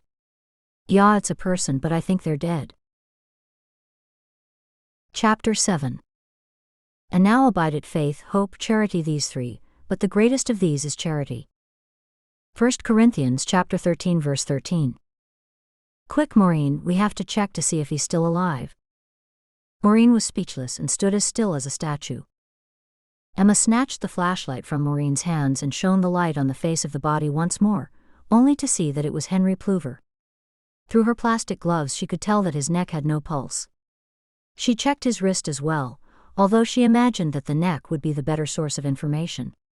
He's dead for sure. And it's Henry Pluver. Maureen gasped. What will we do? Get out of here, of course. Then we'll call the police, Emma said. Emma pushed the contract for her property down the front of her dress, grabbed Maureen's arm and hurried her outside the building. Now remember, Maureen, we have to walk up the street as if we're having a nice stroll and nothing more. Maureen's eyes were wide like saucers. Well, maybe just pull your bonnet down. Emma adjusted Maureen's bonnet so it hid the majority of her face. They got in a taxi and went straight to Elsa May's house. We should call the cops and let them know, was Elsa May's first response when she heard the news. Shall I go and call them from the public phone down on the corner? Emma offered. Elsa May shook her head. Nay, I'll call them from my cell phone. Your what? Emma nearly choked. The Amish were not to have technology such as phones. Some had phones in their barns, and some had a telephone in a shanty outside their house, but no one had a cell phone, at least no one that she knew of until now. Cell phone. I just use it for emergencies such as these. Did she just say emergencies such as these? How many dead bodies has she had to call the police about? Emma realized her mouth was open very wide as she looked at the elderly lady in disbelief. How do you even know how to use a cell phone? Elsa May tipped her head slightly to the side. Easy, it came with instructions. Elsa May, we're not supposed to have the outside world coming into the home, Emma said, referencing the unwritten rules of the Orning. I'll use it outside then. Emma was too flustered to argue. Well, what will you say to them? I'll say there's a body in an office in town. Elsa May pressed a button on her cell. Eddie spoke up. Why don't we just wait until they discover it in the morning? Emma can call there just after 9. By then the place will be swarming with cops and she can gather information. Maybe get friendly with one of the cops. Elsa May was silent for a time. You know, Eddie, I think you've just had your first good idea. Emma looked at Eddie. She wasn't sure if what Elsa May said to her sister was a compliment, but by the look on Eddie's face she had certainly taken it as one. Wait, I have to go back there? Emma thought the idea a bad one. Of course you do. A man's been killed just after telling you he can't lease your land anymore, and you find a contract for the sale of your farm. You have to go back there. Elsa May switched off her cell phone and placed it back in the sideboard drawer. What was he doing in the vulture's office? You need to find all these things out, she said firmly. Eddie touched Emma lightly on her arm. Yeah, dear. You have to go back there and get all the information you can. What will I say that I'm doing there? Emma swallowed hard. Maureen spoke up. You could say that you're there to speak to Mr. McAllister about your farm. Say that you're thinking of selling, and you want to talk it over with him. I'm a little scared. What if someone saw us there? Emma asked. Eddie shook her head. Nay, don't worry about it. No one would have seen you. Besides, you didn't kill him, did you? Emma shook her head. Elsa May said, see, nothing to worry about. Anyway, all Amish look the same to the Englishers. If someone saw a couple of Amish ladies, just don't say it was you. They can't prove anything. Eddie, hitch the buggy and take these two girls home. They look like they need a good night's sleep. Okay, Elsa May. Emma was concerned by the late hour. Nay, we'll get a taxi. Nay, it's no problem. I'll be 2 minutes. Eddie left the 3 women in the house and went to the barn. I should help her, Maureen said as she walked out the front door. Elsa May, sometimes I feel that you've been involved in this sort of thing before, with the flashlight, the rubber gloves and all, Emma said. Let's just say we look after our own. She gave Emma a wink. We'll get to the bottom of this mess, don't you worry. Emma studied the capable old lady. Somehow she believed her words, but Emma was worried about exactly what they would uncover. She hoped that Will had nothing to do with whatever was going on. Chapter 8. And the peace of God, which passeth all understanding, shall keep your hearts and minds through Christ Jesus. Philippians chapter 4 verse 7. It was just as Eddie had said it would be. The place was crawling with police when Emma arrived there at 9 the next morning. She walked up the stairs and found that the Vulture's office had police tape across the door. People in white coats were brushing things. Emma assumed they were looking for prints. Can I help you with something? Emma turned to see a solidly built man. His appearance was such that Emma immediately recognized him to be a policeman, or perhaps some sort of detective, since he was wearing plain clothing. I'm looking for Mr. McAllister. He's not here. What's happened in there? Emma pointed toward the office. As she did so, she noticed a girl in the corridor crying. The forensics team is combing the office. Emma gasped in a suitable manner. Forensics? Did someone die? The detective studied Emma carefully. I'm afraid so. I stationed someone on the door downstairs. How did you get up here? I didn't see anyone down there. I just walked up. So Mr. McAllister died? No, it wasn't McAllister. It was someone else, but we can't release the name until we inform the family. The detective pulled a small notepad and pen from his pocket. And what's your name? My name is Emma Kurtzler. Emma lowered her voice. Is that girl all right? She's Mr. McAllister's secretary. She's the one who called us. We've got a policewoman on the way to interview, to look after her. Emma couldn't take her eyes off the young girl, whom she guessed to be in her early 20s at the very most. Simpson, can you take Liza Weeks downstairs? A uniformed police officer stepped out of the office and guided the girl down the stairs. The detective turned his attention back to Emma. And what business do you have here? Mr. McAllister has asked me a couple of times if I want to sell my property. I've just come here to talk about it. Was he expecting you? No, he wasn't. I just thought I'd stop by. He gave me his card, see? Emma pulled out the Vulture's business card and tried to think quickly. How could she possibly get some information out of the detective? How did the man die? I assume it was a man? Yes, it was. We think it was foul play, but it's too early to tell. You mean like murder? The detective nodded and turned his attention back to his small notepad. And where can you be reached? Do you have a phone number? I don't have a phone at all. What's your address? After she rattled off her address, she asked the detective, Do you know where Mr. McAllister is? No, I don't. I will need to ask you some questions later. He looked her in the eyes and leaned forward. Don't leave town. Me. Emma's hand flew to her throat. Why would you need to ask me questions? I can tell you that the man who was killed was an Amish man. You turn up here today first thing and you're Amish, maybe there's a connection. The detective rubbed his chin. He was an Amish man? Emma tried to act distressed. That's awful. Yes, any murder is awful. Emma nibbled on a fingernail, as she always did when she was nervous. I might know him then, if he's from around here. I suspected you might. Emma took 2 steps back.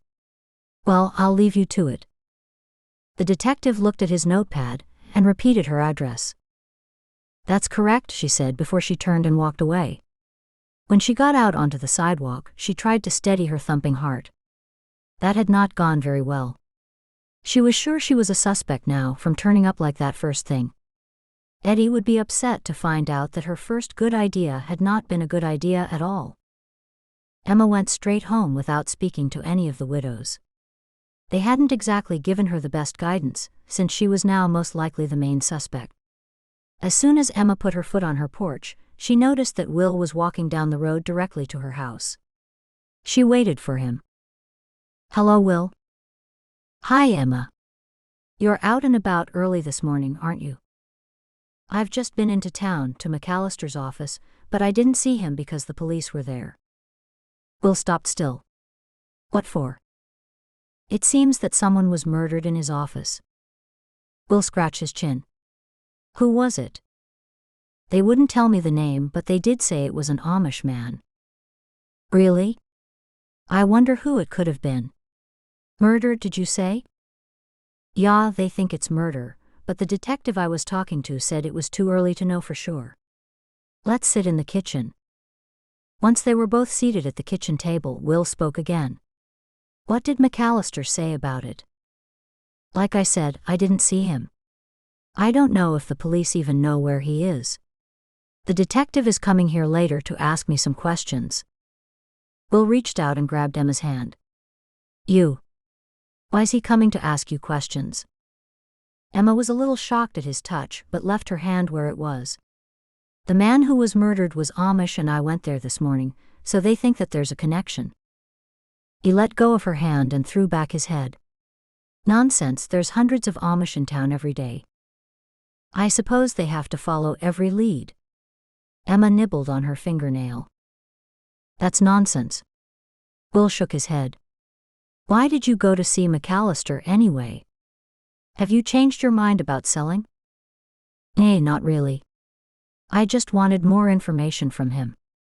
Maybe find out how much it's worth. He does seem concerned about me selling, Emma thought. I'll stay with you until the detective comes. Emma shook her head. That's not necessary, Will. Yeah, I think it is necessary. You're a woman alone, Emma, and I'll not have you bullied. Will was insistent. He's a policeman. I don't think that he'd bully me. You can't be too careful with these things. You need someone to protect you now that... Will looked away from Emma's face. It's all right, you can say it. Now that Levi's gone. Will looked into her face once more. He would have wanted me to look after you. Danka, Will. 2 hours later, a police car pulled up.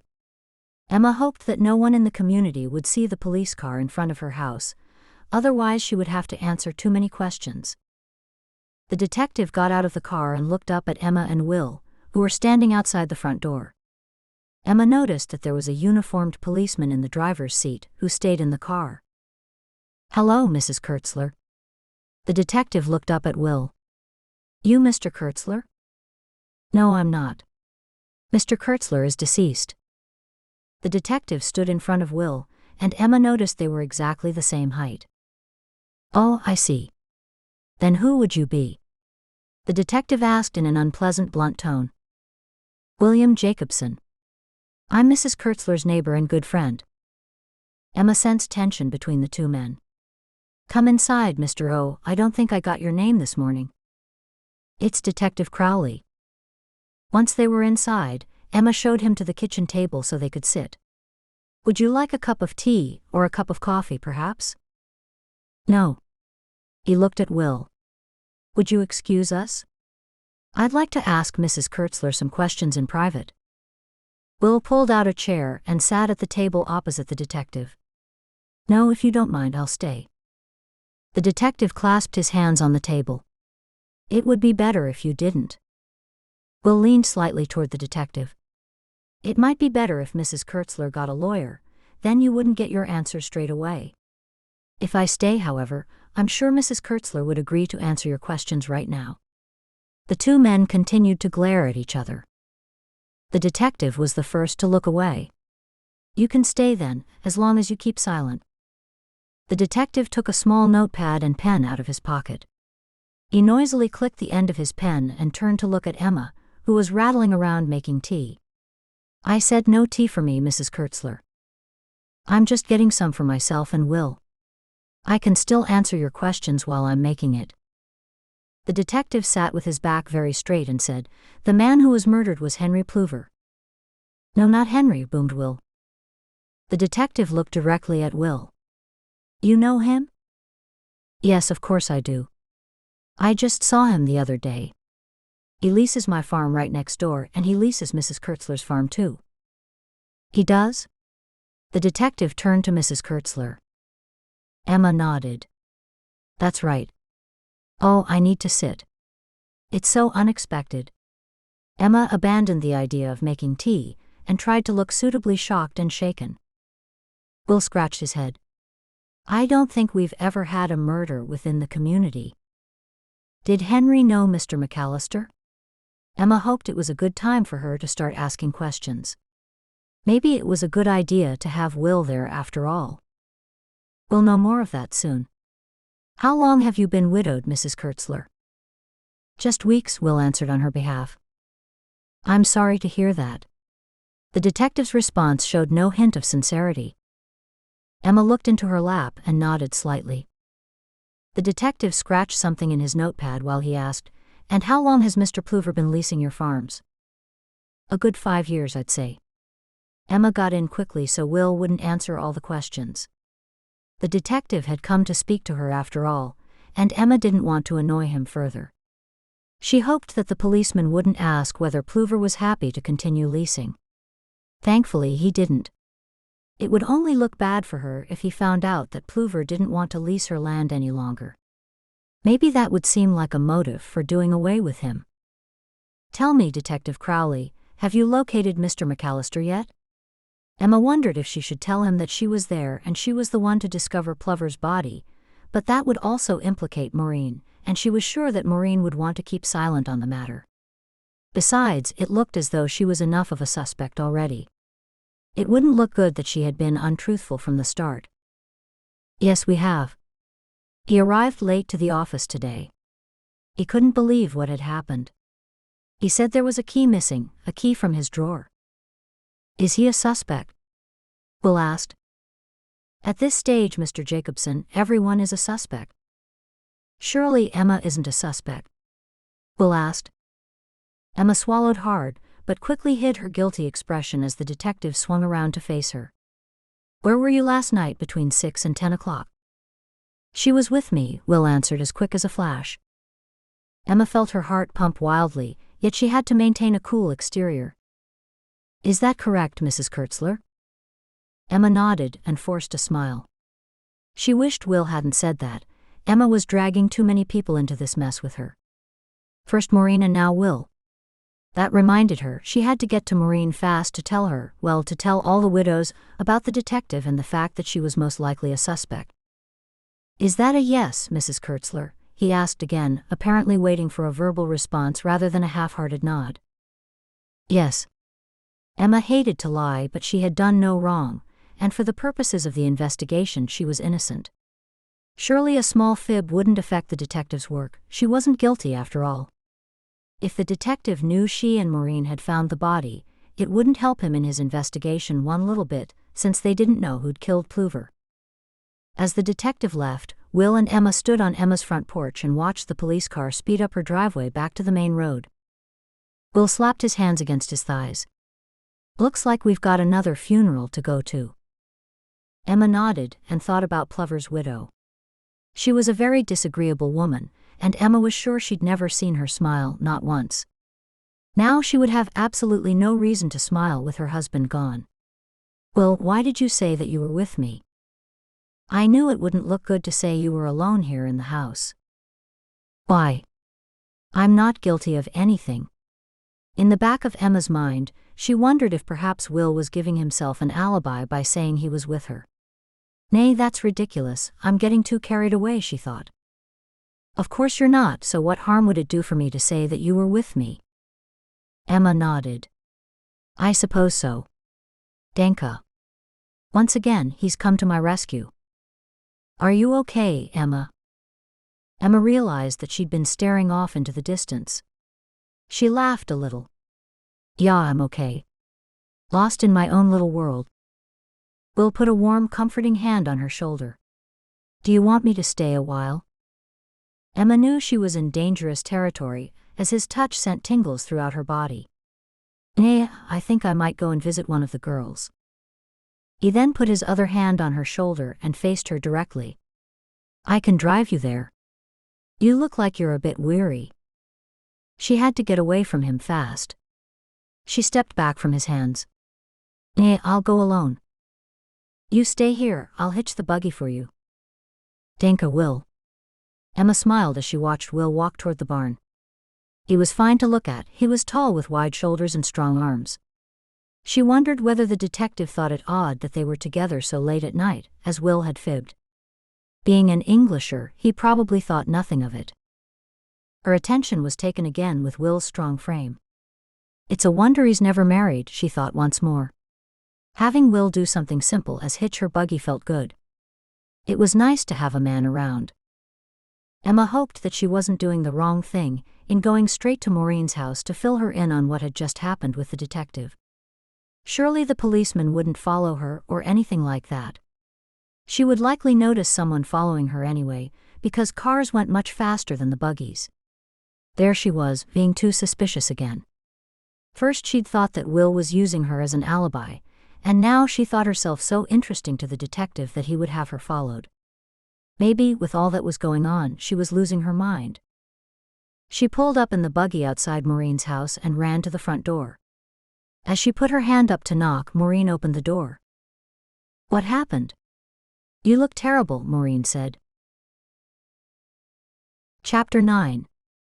And we know that all things work together for good to them that love God, to them who are the called according to his purpose. Romans chapter 8 verse 28. Maureen ushered Emma inside her house, and they both fell into the soft couch in the middle of Maureen's living room. "Oh, Maureen, it was terrible. I went there this morning to McAllister's office, and there was a detective there and he started asking me questions." Maureen interrupted. "You didn't tell him anything, did you?" "Nay, hush and just listen. He said the man who was killed was Amish, and since I'm Amish and I was the first person to show up there must be a connection. Then he came to my house and asked me a lot of questions." "Okay, slow down. Breathe. Now what did he ask you?" Emma battled hard to remember what the detective had asked her. Her head was all muddled. "Well, Will was there too, and the detective asked me how long ago my husband died and how I knew Pluver. That's really all I can think of." Maureen patted Emma's leg. "See? Nothing to worry about." "Oh, he did ask me where I was last night." Maureen's eyebrows flew up and nearly met her hairline. "He did?" "Yeah, but Will said that he was with me." Maureen's eyebrows lowered into a frown. "Why would he do that?" "I've been thinking about that.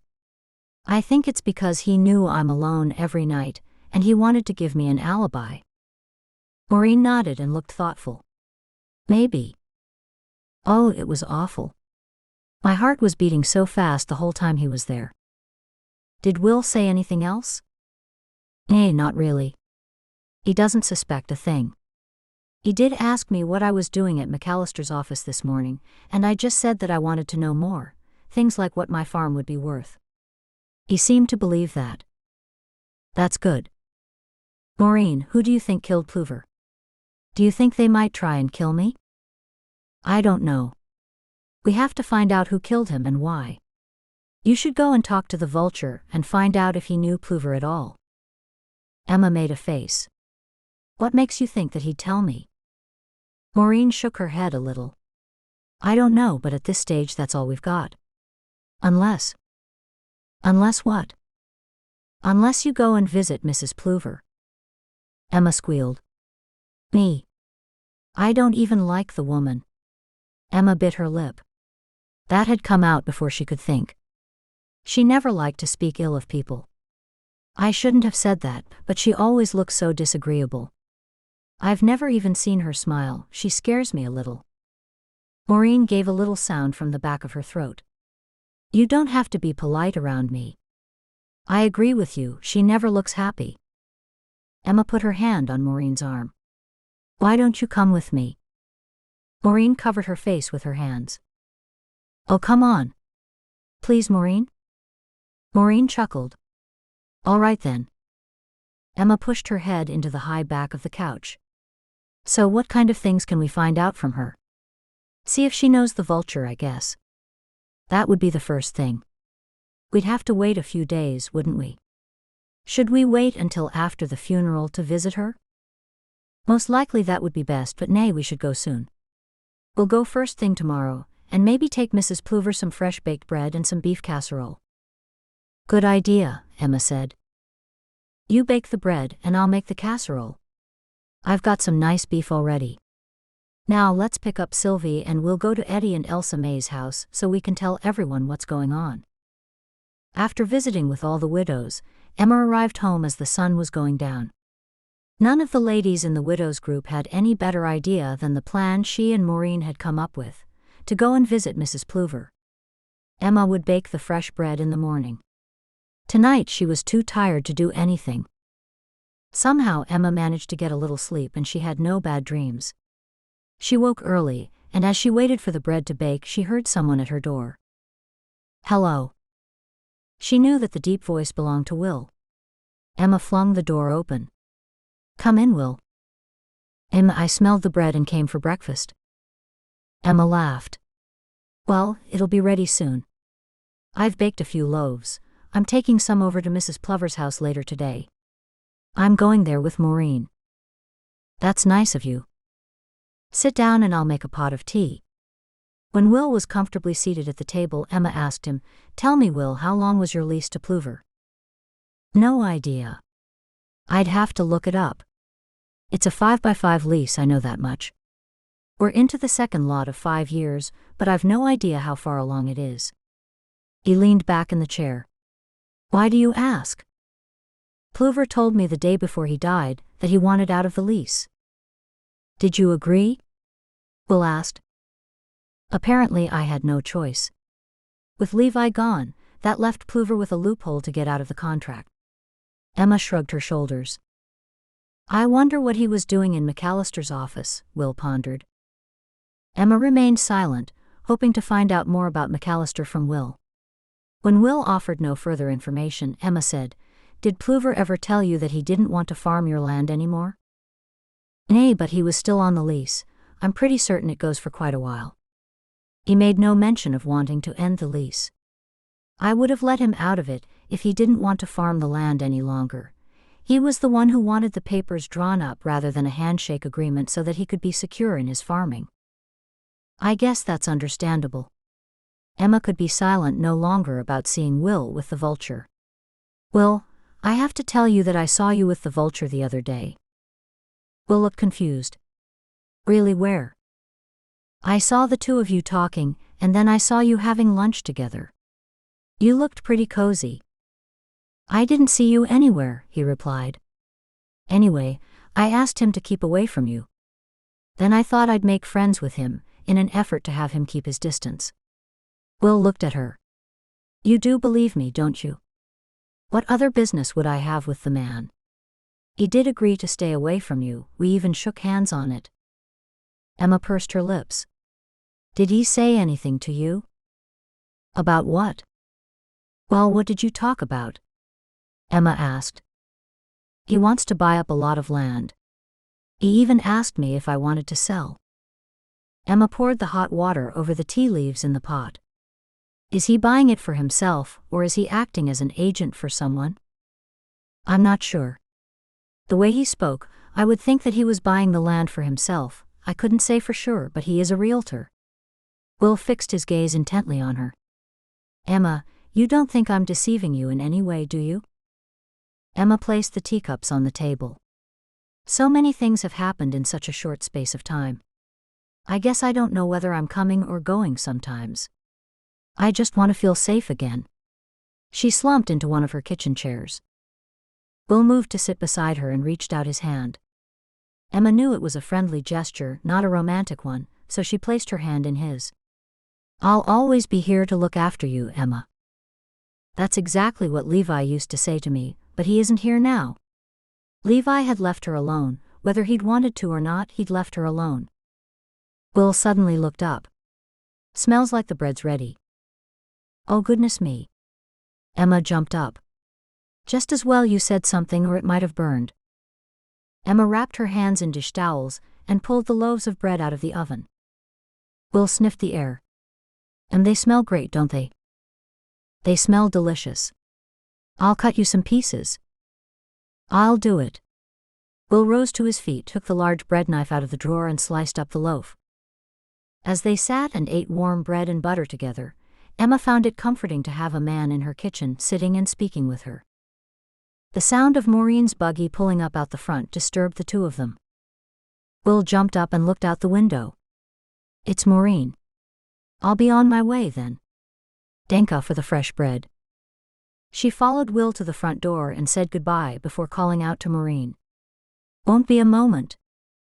Minutes later, Emma hurried to Maureen's buggy with the fresh baked bread under her arm. You two looked very cozy when you were saying goodbye. Come to think of it, he was over at your place quite early. Emma laughed. Stop it. He smelled the bread and came over to have a few slices. That's all. He's a friend and nothing more. All right. You don't need to convince me so thoroughly. Now let's go over our plan with Mrs. Pluver, Maureen said. I do feel a bit awful going to see her since I don't really like her. I do feel sorry for her, of course, who wouldn't? It's just that under normal circumstances I wouldn't visit so soon after her husband's death. Relax, Emma. You think too much. We've got to do this, there's no other way around it. We've got to find some things out. As they drove down the Plovers' driveway, a police car was driving the other way. Emma saw Detective Crowley in the passenger's seat. The police car stopped, and the detective got out and flagged the buggy down. Stop, Maureen. It's the detective. Maureen pulled the horse up quickly, and Emma got out to greet Crowley. Ah, Mrs. Kurtzler, we meet again. That's an odd coincidence. Yes, I was just heading to give my condolences to Mrs. Pluver. That's what we Amish do. Emma hoped she hadn't sounded too cheeky. Carry on then. The detective got back in the police car and continued back down the driveway toward the road. He's intimidating. I don't like the way he looked at you, Maureen said. Yeah, I know. He seems to be suspicious of me for some reason. I wish I hadn't gone there that morning, to the Vulture's office. It'll all work out in the end, I'm sure, Maureen said. Mrs. Pluver stood at her front door and waited for them to get out of the buggy.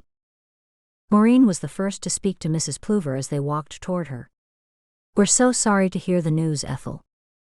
Emma nodded in agreement and said, We've brought you some food. Danke, come in. Ethel Pluver stepped aside to let them enter the house. Ethel made them tea and they sat down together. Was that a detective that we passed? Maureen asked. Yeah. You may as well know that they think that Henry was murdered.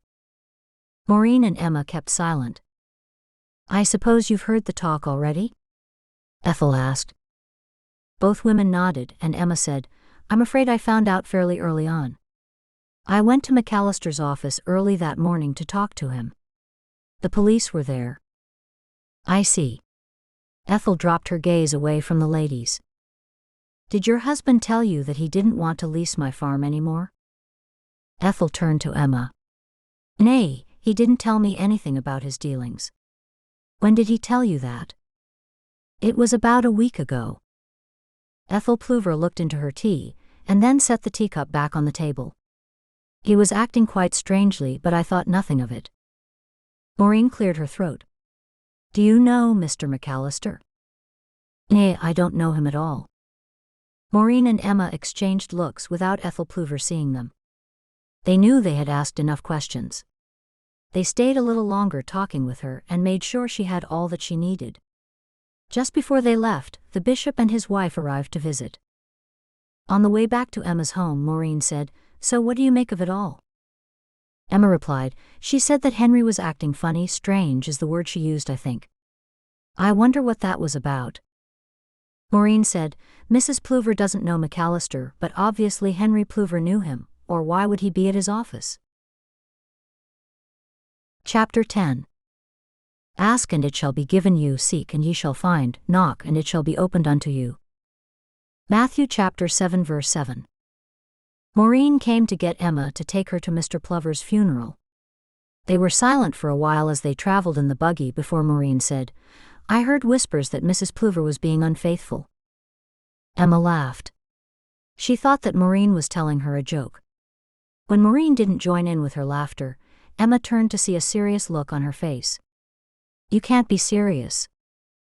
Well, I'm just saying what I heard. Unfaithful with whom? The vulture. I don't know, Emma, but you should keep an open mind about things. Where there's smoke, there's fire. Have you ever heard of that saying? Yeah, but Mrs. Pluver? Grouchy old Mrs. Pluver. She hardly seems the type of woman to be unfaithful. I mean, what sort of man would be interested in a cranky old lady like her? Emma asked. Don't know. A cranky old man, perhaps? Maureen and Emma giggled. Before too long, they had reached the cemetery. Maureen pulled on Emma's arm. Look, that's the vulture, isn't it? Over there. Emma looked to where Maureen pointed. It was indeed Mr. McAllister, and he was standing next to Bob, Mr. Pluver's son. The widows knew they had to keep their eyes open for any strange sights at the funeral. There was one such thing that Emma noticed. The pretty young secretary from McAllister's office was there, crying. Both times Emma had seen this girl, she'd been in tears. Look up there, Maureen. That's a most odd sight. Yeah, it is a most odd sight indeed, and I don't think it's gone unnoticed by Ethel Pluver. Emma studied Ethel for a few moments, and noticed her glancing more than once at the English girl standing a short distance from the grave. It was later that day that the detective came to Emma's door. Can I come in? Certainly. Emma stepped aside for the detective to enter. Come through to the kitchen. How can I help you, detective? We have a witness who saw an Amish woman near McAllister's office at 7 p.m. That's the estimated time of death. I see. And how can I help you with that? There's a lot of Amish women around town. Do you suspect me? Is that why you're telling me this? Emma was sure that she and Maureen had been at McAllister's office around 8 or 9. Mrs. Kurtzler, is there anything that you wish to tell me?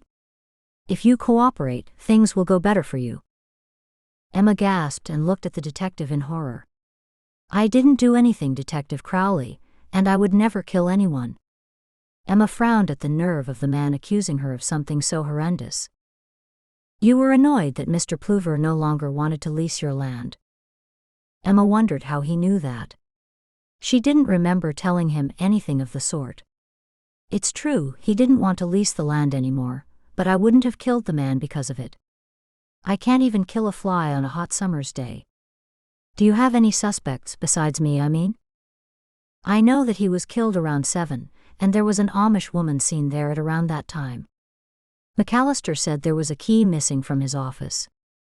What did Mr. Pluver have to do with Mr. McAllister? Emma asked. A wry smile crossed the detective's face. Not Mr. McAllister. It seems that McAllister's secretary and Mr. Pluver were quite friendly, if you know what I mean. Emma's mouth fell open. Pluver and the pretty young girl she'd seen that morning at McAllister's office. Surely not. That's very hard to believe. Emma wondered which story was more likely, cranky old Mrs. Pluver having an affair with the vulture or Henry having an affair with the young secretary. Neither story seemed plausible. Mrs. Kurtzler, I have to ask you this straight out. Were you also having an affair with Henry Pluver? Emma sprang to her feet. Detective Crowley, that is the most horrible thing that I've ever heard in my life. I most certainly was not. Please leave immediately. Emma could feel her whole body shake as she walked to open the door. The detective had to be grasping at straws. There was absolutely no basis for him to have asked her such a dreadful thing. I'm sorry. I didn't mean to upset you. I'm just trying to piece things together. Emma said nothing, but held her chin up high while she showed him out the door. When he stepped down from the porch, he turned around and said, I might need to ask you some more questions at another time. Emma couldn't bring herself to speak. After shutting the door, she immediately went to the window to watch him drive away. Once she was certain that he had gone, she bolted the lock on the door, then walked out to her garden. She always felt peaceful in her private garden. A few minutes later, she heard Will's voice at the front door. Emma. I'm round the back, Will. I saw that detective drive away. As Will walked closer, his expression changed and he hurried toward her. What's the matter, Emma? He put his arm around her shoulder. Oh, Will, it was horrible. That horrible detective. Emma buried her face into Will's hard shoulder as she sobbed. Will lifted her away slightly and asked, what happened? Emma did her best to stop her sobs and took a couple of deep breaths. He asked me if I was having an affair with Henry Pluver. That's ludicrous. I don't want you talking to that detective again unless I'm here.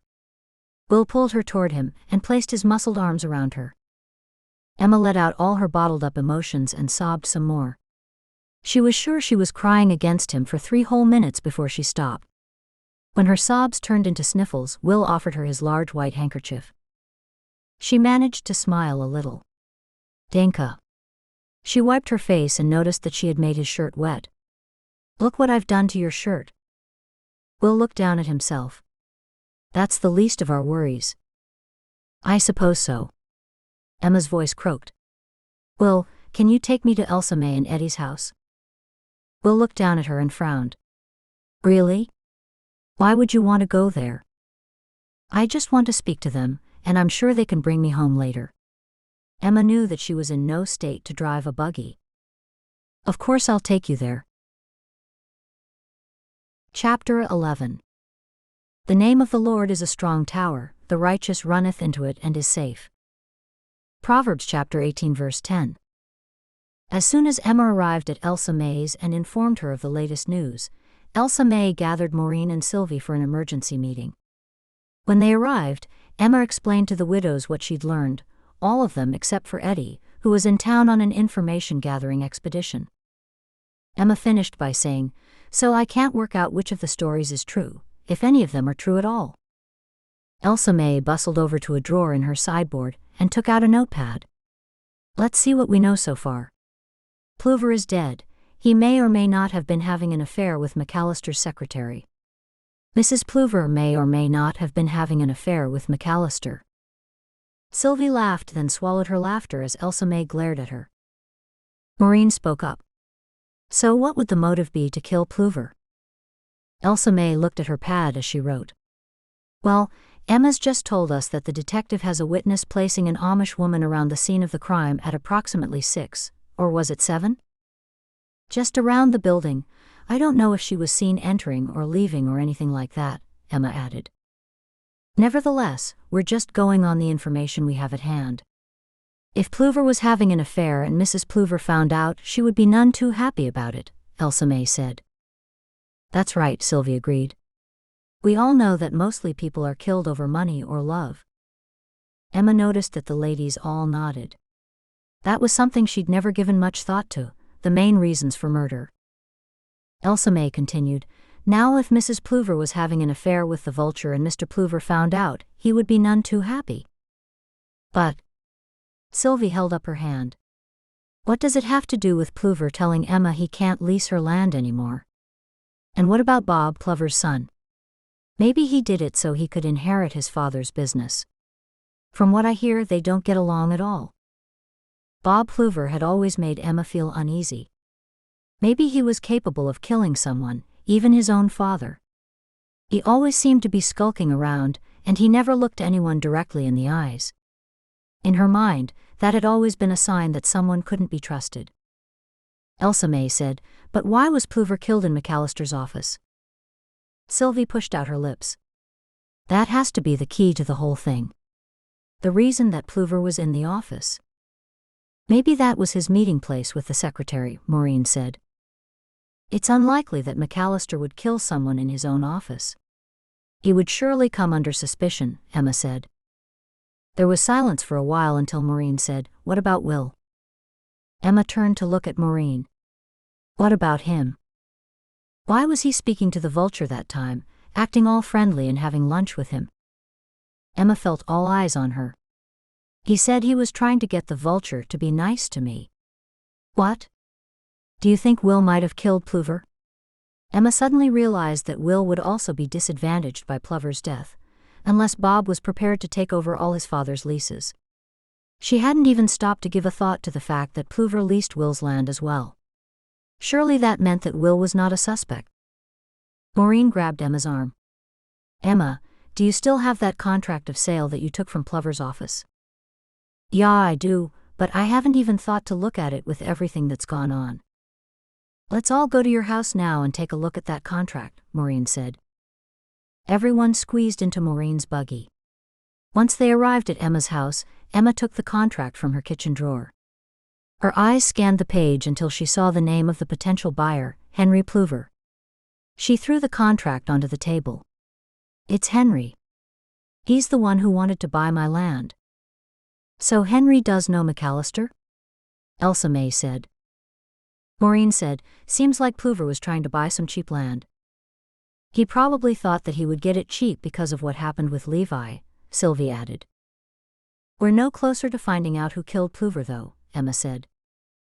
"I'd reckon it was Mrs. Plover," Maureen said. "I heard Bob never got on with his father, and someone told me that last week they had a terrible row," Sylvie said. Emma turned to Sylvie. "What about?" "I don't know," Sylvie replied. "I couldn't find that out. Maybe Bob found out that his father was having an affair and he threatened to expose him?" Maureen said. "Who did it, Bob or the mother?" Elsa May said, focused on her yellow pad as if that would provide the answer. The widows all heard a buggy pull up. Elsa May leaned back in her chair so she could see who it was. "That's Eddie. By the way she's running in the door, I'd say she's found something out." Emma jumped up, but Eddie burst through the door before Emma could reach her. Eddie was breathless and had to sit a while before she could speak. "I have a friend who works in the travel agency, and guess what I found out?" "What, Eddie?" "What?" her sister urged her. Eddie held up her hand. "Hang on." Too puffed to speak. A few seconds later she continued, 2 plane tickets, one for Henry Plover and one for Liza Weeks. When the ladies were silent, Eddie said, "She's the secretary of McAllister." Elsa May scratched on her notepad and said, "So Henry had plans of running away. To give his boy security, he was trying to buy your land, Emma. It joins onto the Plover's land at the back. So if I sold, that would make him feel that he had provided for his boy at least? I wonder why he wouldn't approach me himself, why go through the vulture?" Emma asked. Maureen said, "He didn't want his wife to know what he was doing." "Well, she would have found out," Sylvie said. "But not until he was well gone," Maureen replied. Elsa May placed the yellow pad down on the table in front of the couch and looked up at Emma. "I think we should call your detective and tell him what we know." Emma put her hand to her chest as she recalled the detective's attitude. "He's not my detective." "You know what I mean." "I'll call him. What's his name?" Elsa May produced her cell phone and stood up. "Don't worry, I'll call from outside." Emma opened her mouth to say something to Elsa May of the dangers of bringing the outside world into the house, but then she stopped herself. After all, Elsa May did say she was going to call from outside the house. She made an excuse for everything she did. There was hardly any point in protesting. "His name is Detective Crowley." "Ah, Detective Crowley. I've met him before." Emma followed Elsa May outside to listen to her call. It was clear that Elsa May already had his number in her phone, as she only pressed one button before she got his voicemail. Elsa May left a message saying to come to Emma's place as soon as possible. "Well, what happens now?" Emma said. Elsa May stated in a firm tone, "We wait." 2 cups of tea and 3 plates of cookies later, Detective Crowley knocked on Emma's door. The ladies told Crowley everything they knew, leaving out the part about Emma and Maureen being the ones to find Plover's body in the first place. "Looks like I'll be asking Mrs. Plover some questions. Once again, thank you, Elsa May, and you too, Eddie." He looked at Emma and said, "Mrs. Kurtzler, I'm sorry that I got the wrong end of the stick with you." Emma nodded and gave the detective a forced smile, although she didn't take kindly to the man. He had as good as accused her of wrongdoing, but an apology was an apology and she had to accept it. Detective Crowley turned to Elsa May. "What have you got going here? A secret widows' society?" Elsa May remained straight-faced. "We just might have." The ladies left soon after the detective. Emma hoped the detective would get to the bottom of things, and she could feel safe once more. Nothing seemed the same. How would she cope with no income and without Plover's lease money? Hopefully the insurance money would come through from Levi's work, but she couldn't rely on that. Mr. Weeks had said that it was a long shot. It was then that it occurred to Emma that Mr. Weeks had the same last name as McAllister's secretary. She was sure of it. She hitched the buggy and went to Elsa May's house as fast as she could. She scrambled to the front door, and Elsa May answered it with Eddie close behind her.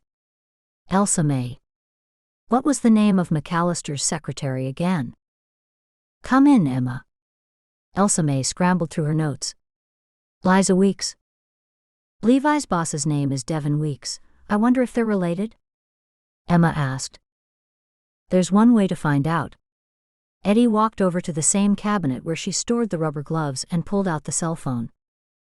Emma opened her mouth in shock. Again, Emma knew it was no use saying anything. Besides, maybe the awning would change in a few years. "How will that tell us anything?" Emma asked. "Emma, all young people have Facebook. We simply find her Facebook account and scan through her photos to see if we can find one of..." "What was his name?" "Dustin?" "Nay, Devin. Devin Weeks." Eddie turned on the phone and tapped some things. "There are a few named Liza Weeks here. Which one is she?" Emma looked at photos of 3 people with the same name before pointing to one. "That's her. Hopefully she's lax on her privacy settings," Eddie mumbled, more to herself than anyone else. "Bingo. Devin Weeks, it's her father all right, and he's got himself a Facebook account as well." "Well thought of, Emma," Elsa May said. Eddie said what they were all thinking. Maybe Mr. Weeks found out that his daughter was going to run away with Plover, so he killed him. Elsa May tapped her fingers on her chin. Now we have another suspect." "This is too much. I think I need to go home," Emma said. "I'll tell the detective to meet us all here tomorrow at 12, said Elsa May. "Okay." Emma agreed just to get out of the place. It was all so baffling. So many people could have killed Plover, his son, his wife, the father of his lover, maybe even his lover herself if they'd had an argument. Chapter 12. Yea, though I walk through the valley of the shadow of death, I will fear no evil, for thou art with me. Thy rod and thy staff, they comfort me. Psalm chapter 23 verse 4. As Emma drove her buggy past Will's place, she saw him waving her down from the front of his house. She pulled up in front of him. "Emma, where have you been? I've hardly seen anything of you." "I've been spending a lot of time with Maureen and Sylvie."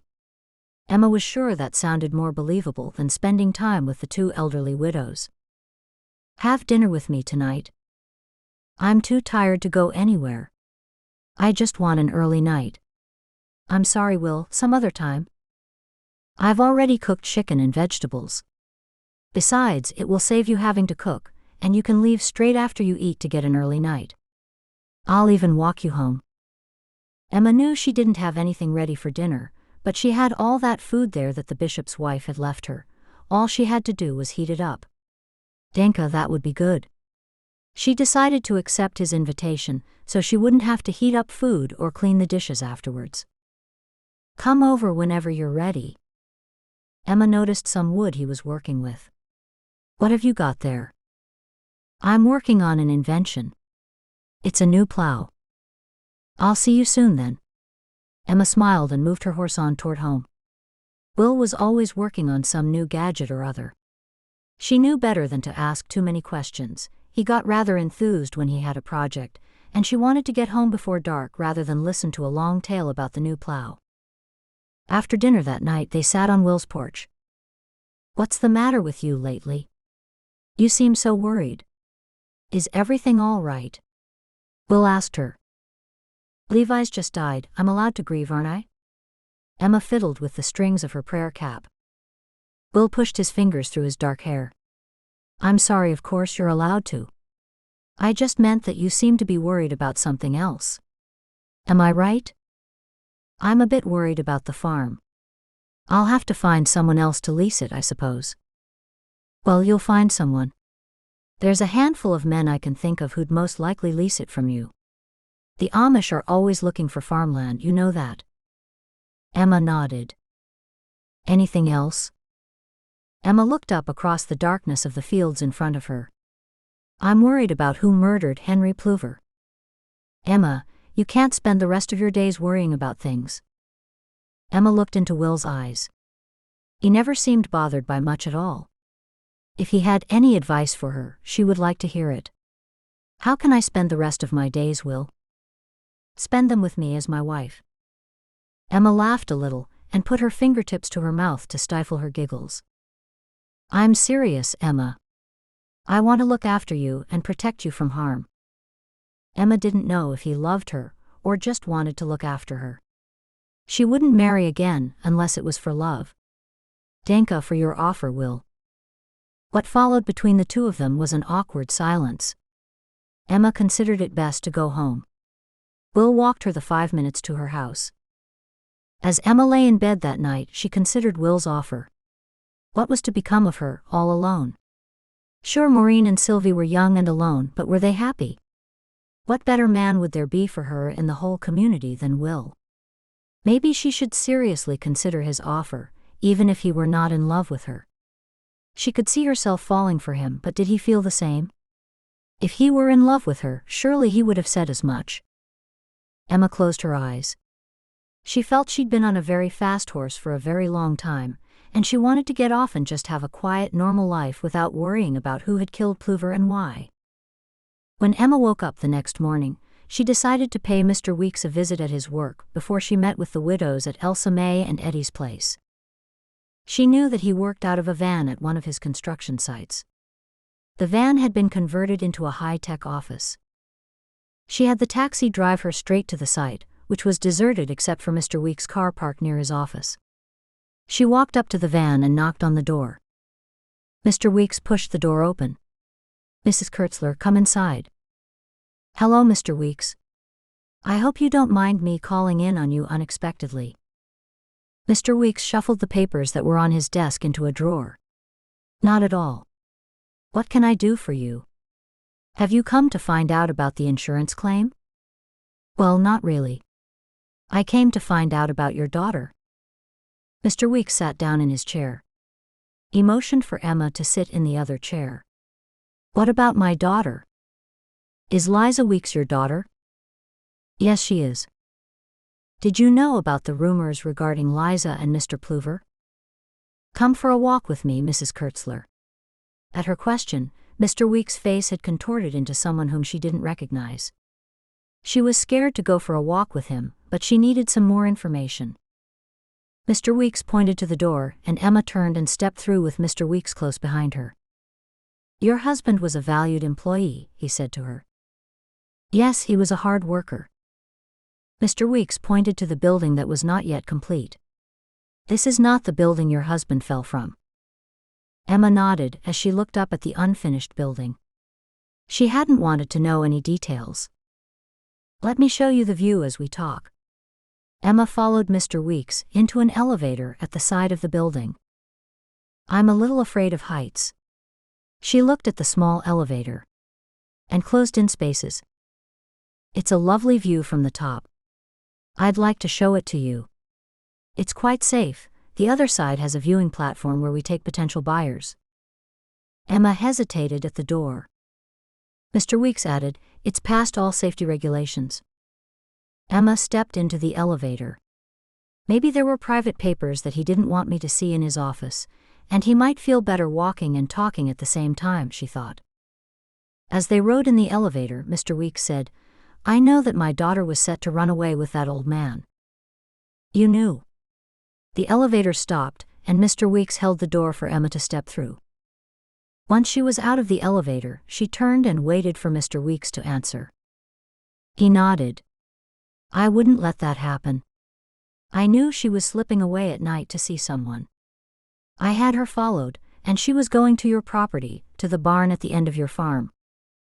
Emma recalled the rarely used barn at the end of her property, as well as one close to her home. "That's why I thought it was your husband she was going to run away with, because it was your farm she was meeting the man on. I didn't know that Pluver had a lease on your property. I found out soon after." A chill ran down Emma's spine. "No, Levi would never do anything like that, never. I found that out too late, Mrs. Kurtzler. I'm very, very sorry. I didn't mean it to happen like this." Was he saying what she thought he was saying? If he thought Levi was having an affair with his daughter, then maybe he killed Levi, and maybe he also killed Henry Pluver. Emma didn't know what to do. She asked meekly, "What are you sorry for?" "I didn't mean to kill him." Emma's hand instinctively flew to her heart. "You killed Levi." Mr. Weeks' face was grim as he slowly said, "I had to kill him. I had to protect my daughter. When I visited you at the farm, I knew it wasn't your husband I was after. I lodged that insurance claim for you." Emma covered her mouth. She felt as though she would be sick. It was much worse that Levi was killed at the hands of a madman, rather than in an accident. Emma knew she'd made a big mistake by going to see him alone, but she wouldn't let this man do the same thing to her as he'd done to Levi and to Pluver. She looked out of the corner of her eye for an escape route. "You killed Pluver as well?" "I had to stop him ruining my daughter's life." Mr. Weeks took a step toward Emma and she stayed very still. "You don't have children, do you, Emma?" Emma shook her head. "When you have children, you'll do anything to protect them." "Anything?" Emma glanced behind her and saw that there was a sheer drop 5 floors down. "Well, your secret's safe with me, Mr. Weeks. I won't tell anyone." Mr. Weeks laughed. "I'm afraid I can't trust you with the information I've just given you." He walked toward her. Emma pleaded, "No, don't kill me. They'll know that you did it." "No, they won't." Mr. Weeks laughed again, and his eyes flashed with the black evil of the devil himself. "You were so distraught over your husband's death that you killed yourself." Emma closed her eyes so she wouldn't have to look at him. "No one will ever believe that." "They will if that's how I say that it happened." Mr. Weeks was 3 paces from her, and he closed the gap between them quickly.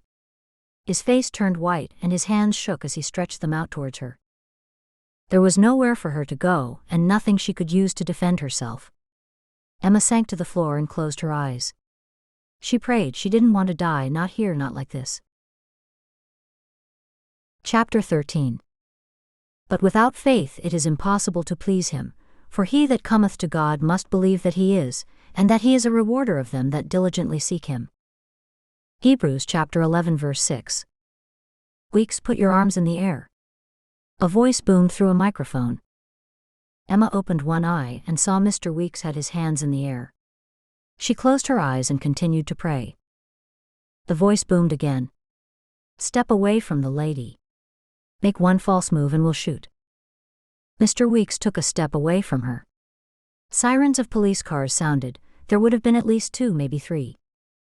"It's all over, Weeks." The voice boomed once more.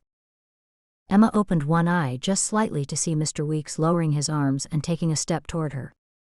"Keep your arms up or we'll shoot." Weeks raised his arms. Emma glanced over the side of the building to see 2 uniformed policemen getting into the elevator. Mr. Weeks remained silent with his arms straight above his head.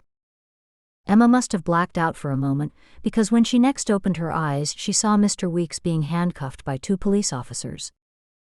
Another officer ran toward her. Are you hurt, miss? Emma shook her head. Stay still, the officer ordered. We've got an ambulance coming. Emma watched Mr. Weeks being led into the elevator. She closed her eyes and thanked God that he listened to her prayers. I'm fine. I don't need an ambulance. I'm fine. Emma went to stand up, but her legs were like jelly. Maybe I'll stay here for a few moments. I'll stay with you, the officer said. Emma sat on the floor, and all she could think of was Will. She was certain that she wouldn't feel safe until Levi's strong arms were around her, but they never would be again. Detective Crowley appeared out of the elevator.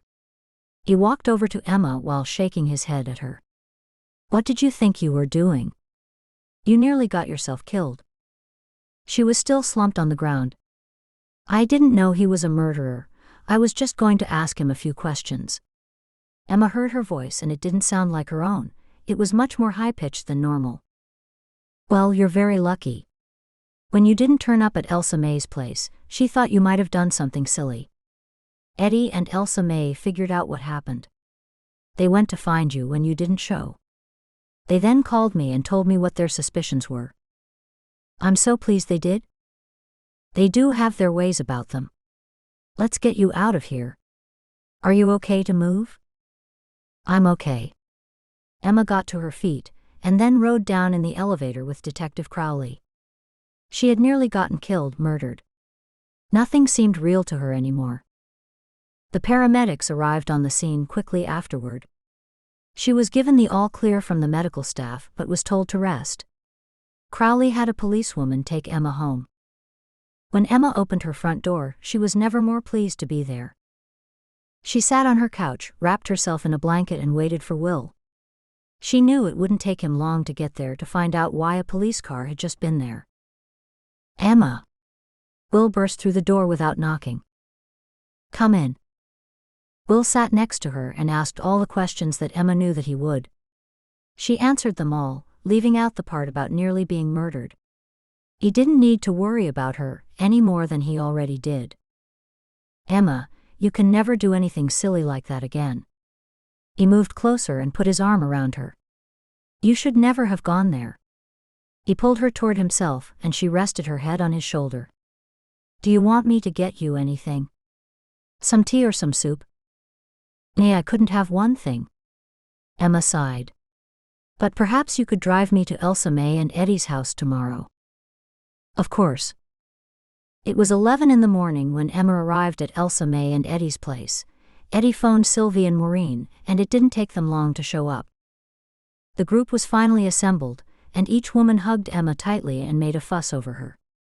They had all heard what had happened from the detective. Eddie made Emma a strong cup of tea with 3 heaped teaspoons of sugar, saying she needed the sugar to help her get over the shock. Elsa May insisted that she stay wrapped in the warmth of a blanket. Emma tried to explain that she was fine and not in shock. After all, it had happened a whole day ago. Emma was glad to be alive and finally safe. She didn't even mind sitting on the hard wooden chairs in Elsa May and Eddie's living room. So, Mr. Weeks killed Mr. Pluver because his daughter was going to run away with him? He originally thought that his daughter was having an affair with Levi, and killed him too. Sylvie asked. Emma was too shaken to speak. Maybe she was still in a little bit of shock. Elsa May spoke instead. That's right. And I guess Pluver wanted to buy the land so he could give it to his boy Bob, maybe to appease his guilt from leaving, who knows.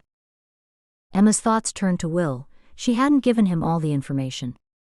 She had told him that Mr. Weeks had killed Levi, but she hadn't told him that she was nearly murdered as well. How could she have ever thought that Will could have anything to do with deceiving her over her land? She smiled a little as she remembered his proposal. Yes, it was most likely too soon after Levi's departure and tongues would wag, but Emma decided she could overlook that, just as she had overlooked Elsa May and Eddie's cell phone. The first time she'd married for love. Would the second time be for companionship and just to feel safe? Maureen interrupted her thoughts. Does Will know about all this? Some. I told him the main parts. Eddie called Will and he's coming to take you home, Maureen said. Emma frowned. Will's only just brought me here. Maureen smiled widely. He answered his phone in the barn when Eddie called him. He said he'd just arrived home. Why is everyone fussing? I'm fine, and I've only just gotten here. Anyway, surely someone else could have taken me home. She looked at the widows in turn, and each one smiled at her. You're all up to something, Emma said. Nay, we aren't, Elsa May insisted. Half an hour later, Eddie said, I hear a buggy. Elsa May walked over and lifted Emma to her feet. There's nothing wrong with me, Elsa May. I'm just a little shaken. Well, I was shaken yesterday, but today I'm fine. Elsa May opened the door to Will. Emma, are you all right? Emma could feel her cheeks flush. She wanted to run into his strong arms, but she couldn't, not with all the ladies around. All she could do was nod in answer to his question. Well, I'll get you home. Will looked up at the ladies and smiled. Danka for calling me. Good day, ladies. It was clear to Emma that the ladies were stifling giggles as they said goodbye to her and Will. As Will led her to the buggy, Emma said, You must have only just arrived home before having to turn around and come get me. Will glanced over at her. I'm not about to say no to anything Elsa May asks me to do. She scares me. Emma laughed but had to agree. Elsa May was a very forthright woman. As soon as Will's buggy was out of the sight of the house, he pulled over to the side of the road. Emma, what did you think that you were doing? I nearly lost you. He touched her cheek softly with the back of his hand. Eddie told me everything. She guessed that you wouldn't have told me all that happened. Emma closed her eyes and savored his touch. I don't know what I was doing. I didn't know that the man was a murderer. You're safe now, so that's all that matters. I'm going to get you home and look after you properly. Emma giggled and looked into Will's eyes. In her heart she still loved Levi, yet he was her past, and she knew at that moment that Will could be her future. You have been listening to The Amish Widow by Samantha Price.